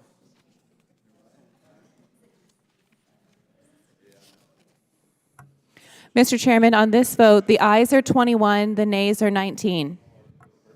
The ayes have it, and the bill is ordered favorably reported. Without objection, the motion to reconsider is laid on the table.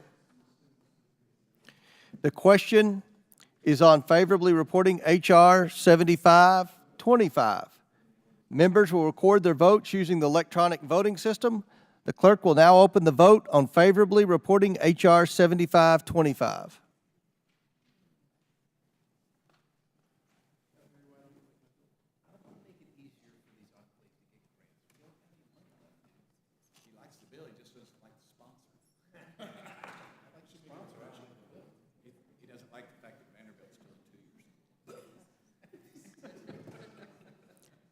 Does any member wish to change their vote?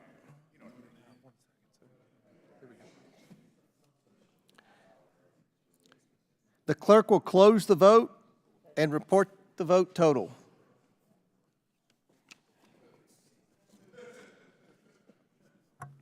Mr. Chairman, on this vote, the ayes are 38, the nays are 2.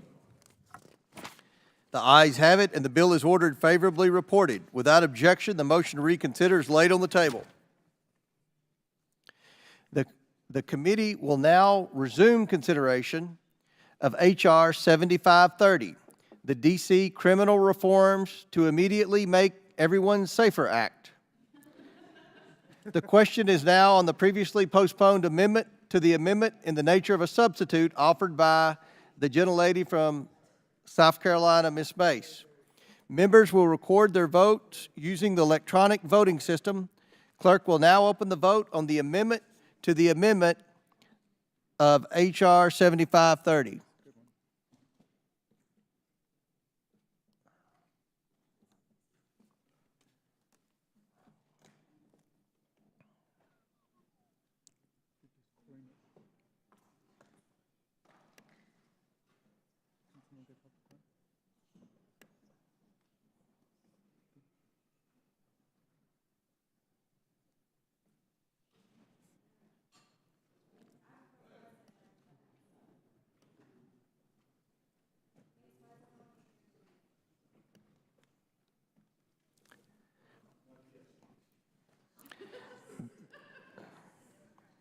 Have all members voted?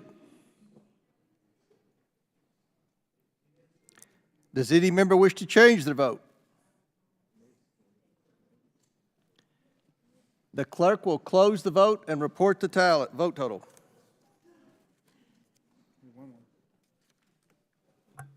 Mr. Chairman, on this vote, the ayes are 20, the nays are 19, with one member voting present. The ayes have it, and the amendment is agreed to.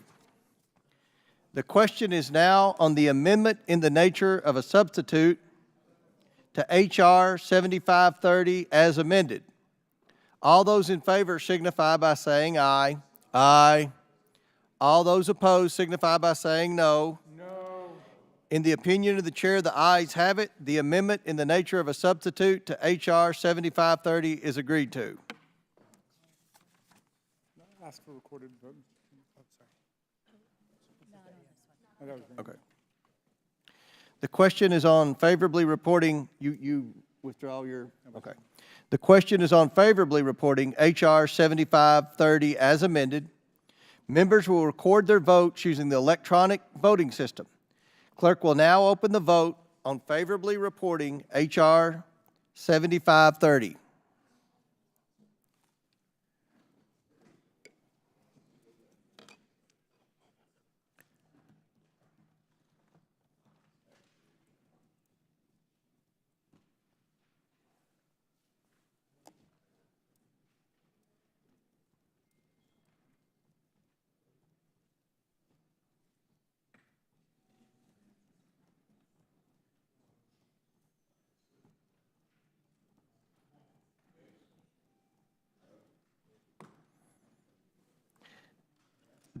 Have all members been recorded who wish to be recorded?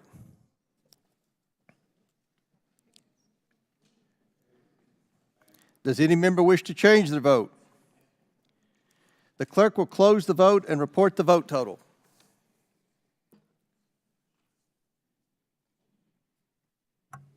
Mr. Chairman, on this vote, the ayes are 21, the nays are 19. The ayes have it, and the bill is ordered favorably reported as amended. Without objection, the motion to reconsider is laid on the table. The question is on favorably reporting H.R. 7526. Members will record their votes using the electronic voting system. Clerk will now open the vote on favorably reporting H.R. 7526.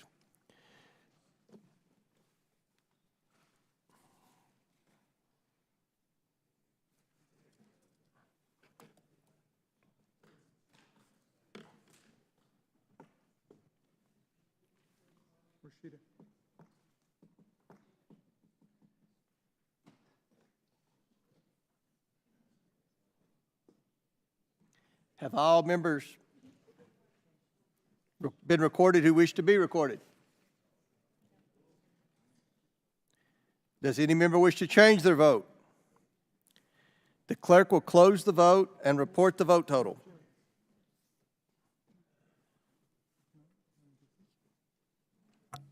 Mr. Chairman, on this vote, the ayes are 21, the nays are 19. The ayes have it, and the bill is ordered favorably reported. Without objection, the motion to reconsider is laid on the table. The question now is on favorably reporting H.R. 7527. Members will record their votes using the electronic voting system. The clerk will now open the vote on favorably reporting H.R. 7527.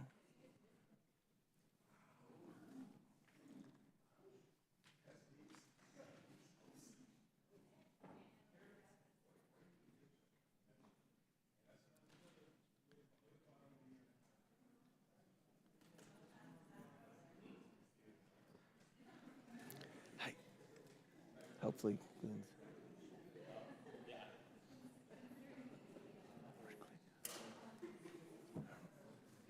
Have all members been recorded who wish to be recorded?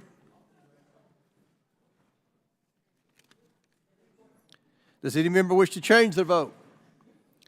The clerk will close the vote and report the vote total. Scott Perry. Scott Perry. Scott. Report the total. Mr. Chairman, on this vote, the ayes are 40, the nays are 0. The ayes have it, and the bill is ordered favorably reported. Without objection, the motion to reconsider is laid on the table.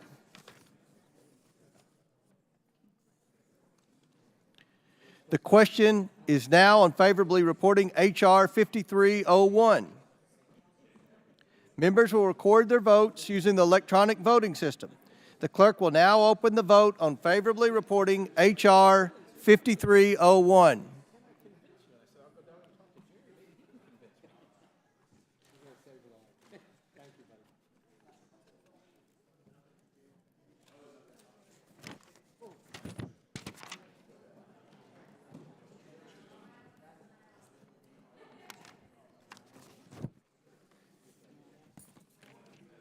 Does any member wish to be recorded who has not been recorded?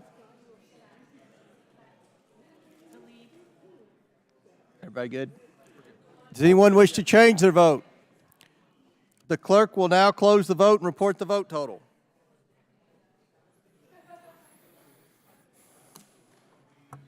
Mr. Chairman, on this vote, the ayes are 40, the nays are 0. The ayes have it and the bill is ordered favorably reported. Without objection, the motion to reconsider is laid on the table.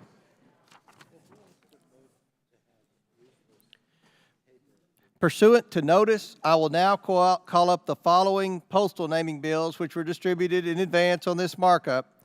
HRs 1555, 3354, 5867, 7180, 7199, 7385, 7423, and 7417. Without objection, the bills are considered read. If any member would like to speak on any of the measures, they may do so now. Mr. Higgins. Oh, After Higgins speaks, then Yeah, we right. object. And then Mr. Higgins, and then Mr. Perry, and Ms. Luna, and anyone else, and Mr. Raskin. Chair recognizes Mr. Higgins to speak. Thank you, Mr. Chairman. I speak in support of H.R. 7423. This bill honors the memory of Luke Letlow.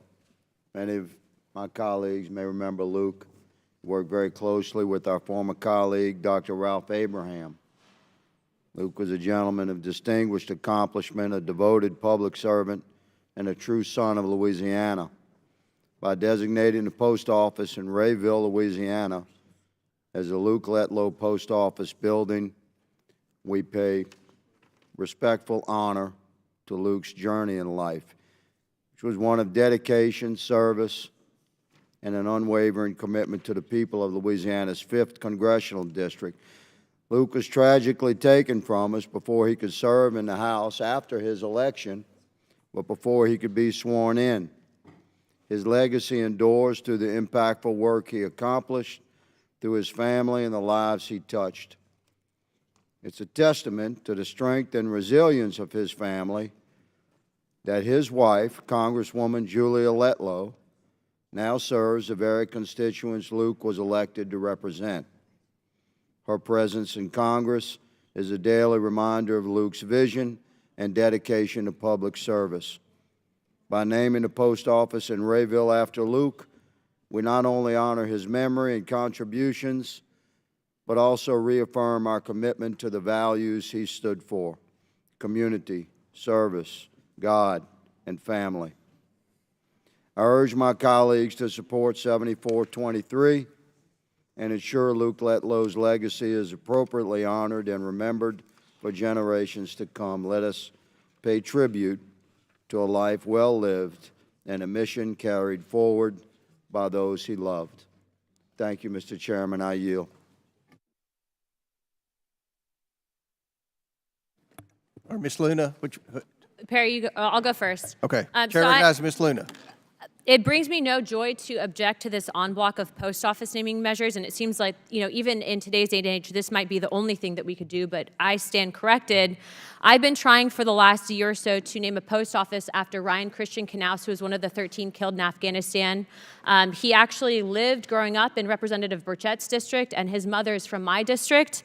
And what I can tell you is I am being met with fierce opposition from one member specifically, Debbie Wasserman Schultz out of Florida, who not just tried to block my bill, but also tried to block Representative Franklin's bill. So if we can't get a post office named because of whatever personal differences there are, she said that it's either because because I didn't say hi to her at a picnic, of which I didn't see her, which is completely absurd and stupid in my opinion, or whether the fact that she thinks that it's somehow going to make Biden look bad, which is also stupid because it's not about that. It's about honoring Ryan's service. It's about honoring Ryan, who is an amazing service member. I'm not going to play those games. So if you guys want to do that, that's on you. And again, it doesn't bring me joy to do this, but I am going to object to this. And until that gets resolved, there will be no post office namings in the House of Representatives. Chair now recognizes I guess we have to go to Mr. Raskin, then we'll go to Mr. Perry. Thank you, Mr. Chairman. Let me just start by making a practical point about how this process works, okay? The postal namings all follow a very specific process. All the bills follow the same format. It's an act to designate a facility located at X address in X town after Lauren Boebert or whomever. And once that's done, the committee will not consider post office namings for living persons under our rules or for non-citizens except for military service members or veterans. And now here's the key part. You get the delegation of your state behind you. Now, traditionally, there's been deference in the state, I think, because obviously you can have mutually assured destruction where no Democrat ever gets a post office naming and no Republican ever gets a post office naming. I know one of the ones on this list is for Madeleine Albright. I know Jennifer Wexton, our colleague who's suffering from a terrible degenerative disease, has introduced a postal renaming for Madeleine Albright. She's gotten all 6 Democrats in Virginia, all 5 Republicans in Virginia to unanimously get behind it. I think that all of the bills, Mr. Chairman, that are on this particular package that you have advanced have the consent of everybody in their delegation. I assume that's true with Mr. Higgins in Louisiana. He's been able to get both Republicans and Democrats behind it. I'm sorry to hear about your situation in Florida. I know Ms. Wasserman Schultz. It's the very first I'm hearing of it. I'm very happy to go and talk to her with you, Ms. Luna, but I don't think that we should escalate the fight to the full House of Representatives at this point. Yeah. I think that I mean this sincerely. I will go with you to her to talk to her about the situation. It sounds like you've got a wonderful potential postal designee, but I would hate to see all these other post offices held up. Would you yield for? Yes, by all means. Yeah. So I actually tried to get help, and I got help from Representative Moskowitz, Lois Frankel, and Soto. And they still even agree, and you can talk to them, but they think that this is absurd and stupid and it's immature. You know, you're a male, and I hate to say this, but I have seen this happen before with women. And I hate to say it, but there is zero excuse or reasoning for this to be happening in the House of Representatives or reasoning for why she would not want to do this. I have personally reached out to try to approach her. And the fact is that I'm not going to bend on this. I have the family in my district, and frankly, unfortunately, it is going to escalate to the entire House of Representatives. Well, if the gentlelady allows me just to respond to that. You remember a little bit earlier today, I moved to introduce a document by unanimous consent. One of our colleagues objected to it, which is something I'd never seen happen before. We waited a little while, tempers cooled, he accepted it. And in the meantime, I had objected to yours simply to show people that it will shut down business. And what you're suggesting now will shut down business. Why don't you allow some of us, I'm sure I could get some of my other colleagues on this side to go and talk to Ms. Wasserman Schultz, but it interferes with people like Mr. Higgins, like Ms. Wexton, who've jumped through every hoop in order to make this happen. And I would be comfortable considering that after you guys confirm that she's on my post office, but until that happens, I'm not doing this because what it does is it allows for the unfair targeting for whatever personal differences exist to be taken out on the member. But aside from that, this individual was killed. It was a service member who has a family, and it's wrong that this should be the one point that this person is trying to use ego for whatever reason it is. I would appreciate your support in helping it, but again, I'm not going to rescind my objection. Can you just explain to me, you made it a gender point a moment ago, and I didn't quite follow the argument there. Because in talking with other colleagues, to include Democrat colleagues, the way that this has unfolded is it feels that there is a woman in a position of power and authority who's been there a lot longer. I'm a new member, and she is bullying me. She is bullying me as a young female member, and I know that sounds weird to say, but it is not uncommon to happen in the workplace, whether it is in normal jobs or whether it is in the House of Representatives. What she is doing is wrong. And I'm not trying to, like, it doesn't make me feel good to say that, but that's what's happening. And frankly, I would urge you to talk to your other colleagues. Mr. Chairman, I just wanted to ask a question, Mr. Chairman. If we don't vote on this package today, when is our next available time to get these post office bills passed and on the floor? To answer your question, we usually have a markup roughly every month, every 6 weeks. This is a very prolific bill passing committee. Most bills that we pass are bipartisan. I have to throw that in there. So this bill, it appears there are going to be 2 objections. So the postal bills will be, they won't happen today. Hopefully you can work with Ms. Luna in meeting with Ms. Wasserman Schultz, and maybe we can hopefully get this resolved at our next markup. But we will attempt to have postal naming bills again at the next markup. Okay, so but procedurally, where do we stand now? In other words, her objection stops We the haven't. whole I haven't made the motion for unanimous consent yet. When I do that, if she or Mr. Perry object, then the bill is dead. I see. There's another objection coming? I didn't realize. Okay. Okay. I will yield back. Thank you. Chair recognize. I'll go to Mr. Perry, then Mr. Mafume. Mr. Perry, and then Mr. Mafume. Thank you, Mr. Chairman. I want to be clear, I'm not objecting to all of these post office naming bills. I'm actually a co-sponsor of at least one of the bills. Edwin Drake, the first American to successfully drill for oil. I am objecting to one, the bill naming a post office after former Secretary of State Madeleine Albright. Now, in my opinion, during her tenures at both the United Nations and the State Department, she advocated for unscientific, illogical climate policies on both the world stage and in the State Department, setting the stage for the Obama and Biden era policies today that are championing and steering our foreign policy, which is dangerous, to say the least. But these policies are actually already changing our way of life here at home, from the cars and trucks that we drive, the appliances in our home, and the stability of our electric grid, all in some vain hope of reaching the emission standard championed by Secretary Albright and others during the Kyoto Protocol negotiations, which most Americans object to. She also pressured the UN to withdraw peacekeepers from Rwanda and ignored the warnings from the State Department and the CIA about security risks to embassies in Africa, which were later attacked. Now, folks on the other side of the aisle may disagree with my interpretation of her career, and that's fine. I respect that. That's why I wanted to separate this single bill out of the en bloc and vote separately on it. They could vote for it. I can vote against it. We can all register our opinions and move on. But we were told that that would not be possible. So unfortunately, I will be objecting to the entire en bloc. And Mr. Chairman, I hope in the future, if we are indeed unable to strip out individual bills from en bloc packages, you allow members of the committee time to weigh in on measures before putting them into one entire package. So I do intend to object, and I yield the balance. Mr. Chairman. Well, he yielded back. I recognize Mr. Mafume. Gotcha. Yeah, thank you, Mr. Chairman. I don't admire the position you're in, and if the ranking member were in that position, I wouldn't admire it either. I mean, there's a certain way that this House has operated since the beginning of the House. And this notion of congressional courtesy or the expectation that on certain matters, such as a postal naming, regardless of how I feel or someone else feels, once you've jumped through all of the hoops, and there are many to jump through, as Mr. Raskin mentioned, the courtesy is that due diligence has been done, and we, by acclamation, go along with the recommendations.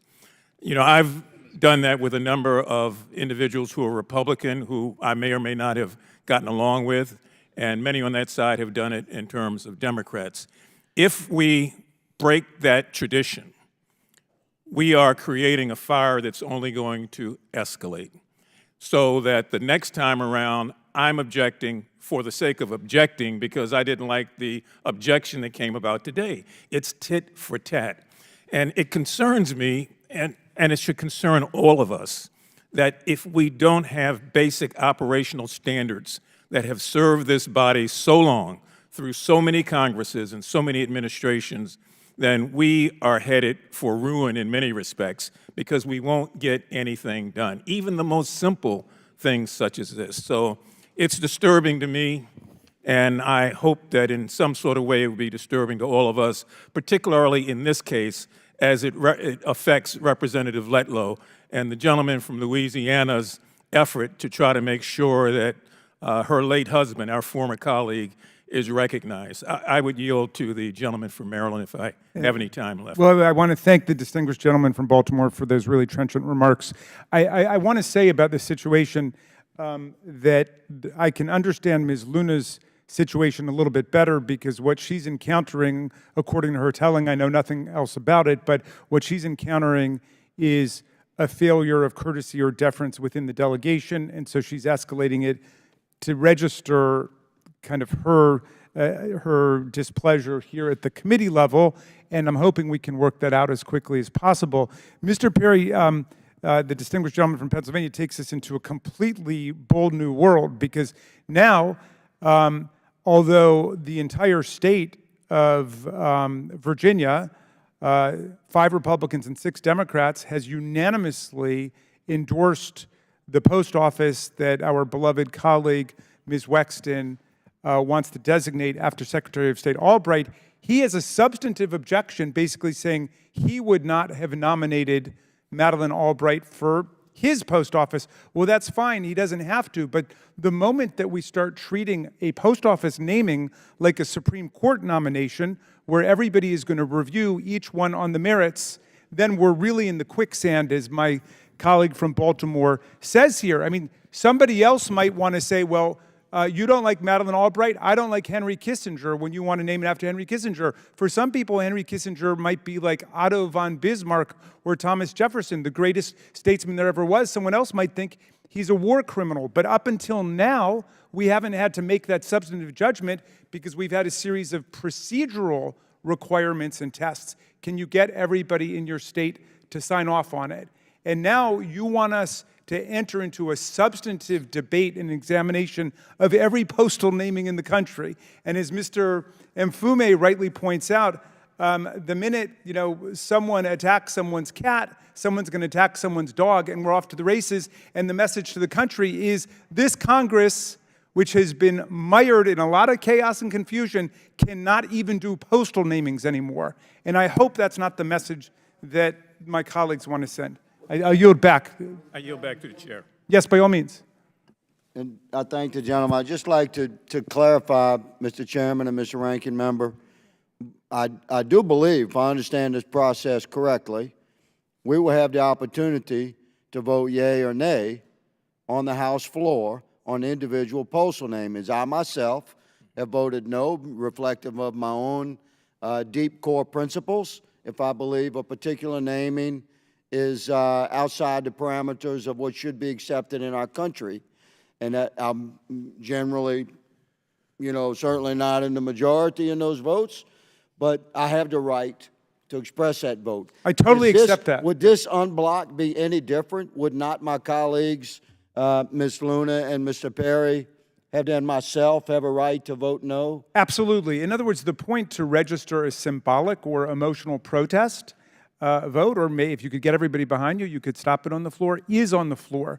But I think as members of the Oversight Committee, we can't get into this business of blockading unanimous consent because we're not going to, none of us will get a post office named at that point. Okay. The time's expired. I think we're going to get this resolved within the next 6 weeks. I'm hopeful. I'll do everything in my power. Mr. Burchett, you recognize for 5 minutes. Thank you, Mr. Chairman. I won't take 5 minutes, but Staff Sergeant Ryan Canals was a constituent of mine. His dad still lives there. The road I live on has actually been named after him at my urging to our state legislature. He was the very last American killed over there, and as needless as it was, he was a real hero. He was a young man. He's just a country boy like a lot of them guys that grew up in the Gibbs community, and he wanted to serve his country, and dadgummit, this is all this is about. And it's disgraceful that this hero gets caught up in all this because he is the real deal. He was the real deal. He was what we used to call heroes in this country, and we've kind of lost our way. And, you know, my mama lost a brother in the Second World War fighting the Nazis, and she never, ever got over that to the day she died. They played the national anthem, and she would tear up, and just, it never got over it. And I can't imagine her parents, the grief that they felt, and the grief that this young man's family has felt, and how much it's impacted our community, and just the needlessness of it. So I would hope we could work this out on behalf of these families. I think it's a fitting tribute to a young man that gave his life. I mean, you just can't say enough about these young people, Mr. Chairman, and he is one of them. And he's one, he didn't dribble a basketball, and he didn't throw a football, and everything we call heroes today. But dadgummit, in East Tennessee, people that wear our country's uniform, especially those that laid down their life, are true heroes. And I think we need to honor it, and we need to put our differences aside and get this worked out. Thank you, Mr. Chairman. Gentleman yields back. Chair recognizes Mr. Biggs from Arizona. Thanks, Mr. Chairman. I just want to clarify on process, make sure I understand it. Right. If I understand right, you didn't block it here in committee, but it goes by suspension unless somebody actually requests a yay or nay on the floor. Is that not correct? Am I wrong on that? I think that's right. Is that right? That's right. Yeah, it is a suspension vote. So it's a suspension vote. So, and I guess you can't make sure that ahead of time. I mean, because apparently there's. So somebody said. Yeah, any member can call for roll call, but they've got to be on the floor when it's rolling through suspension. That's right. Is that right? Okay.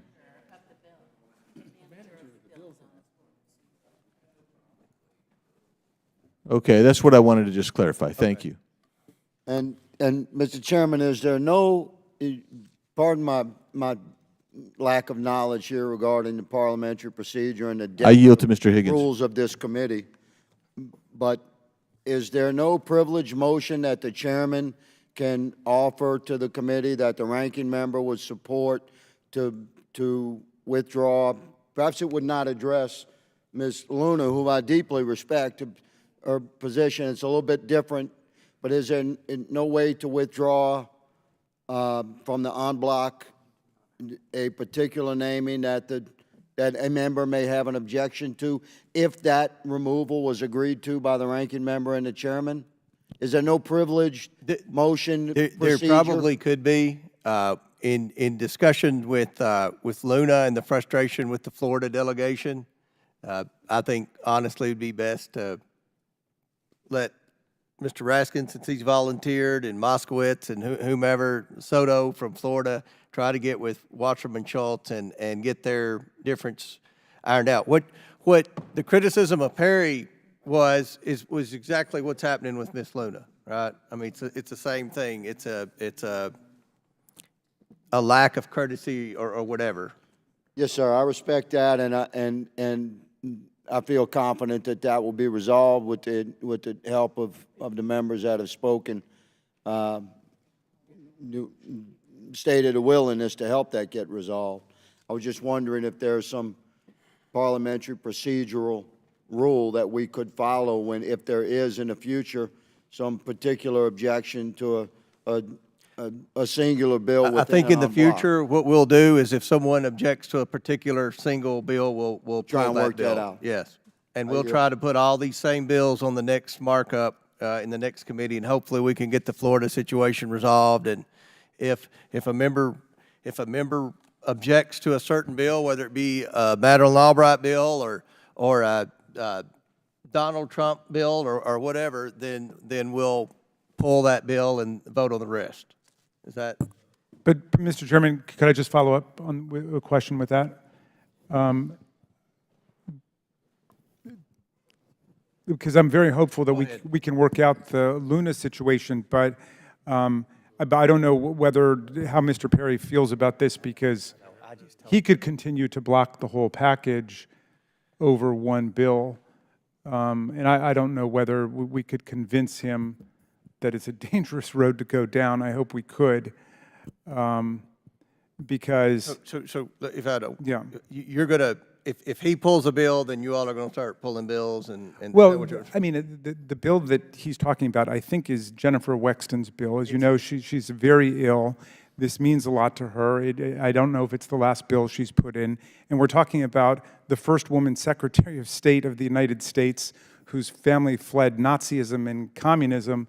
And, you know, do we really want to see this committee fall apart over that? Because that's not a very good look for us either. So I hope that Mr. Perry would rethink it. Again, he doesn't have to vote for it, as Mr. Higgins pointed out, and he doesn't have to adopt her for a post office in his state, but the members in Virginia have embraced it. And so I would be in a tough position letting all those other bills go and saying, we'll sacrifice this one. It doesn't look good. It's not a good reflection on the committee or the Congress if we can't accomplish that. So you know, it appears, Mr. Ashton, this unfortunately started in Florida, and I would like to resolve it. Believe me. I tell you what, if we can resolve postal bills out, if we can resolve Florida, can you resolve Pennsylvania? I'm not sure I've ever convinced Mr. Perry of anything, but perhaps you could do it. I guess we'll have to negotiate on that over the next few weeks. Because I think Florida and Pennsylvania will rise or fall together, and so will this committee, essentially. You yield back? I'm happy to yield back. All right. So, hearing no more discussion, I ask unanimous consent to favorably report the package, but there's an objection. All right. Since there's an objection, then there's no further business before the committee.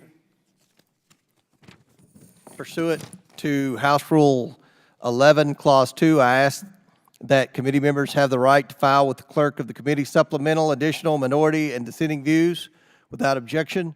Additionally, the staff is authorized to make necessary technical and conforming changes to the bills ordered reported today, subject to the approval of the minority. Without objection, so ordered. If there is no further business before the committee, without objection, the committee stands adjourned.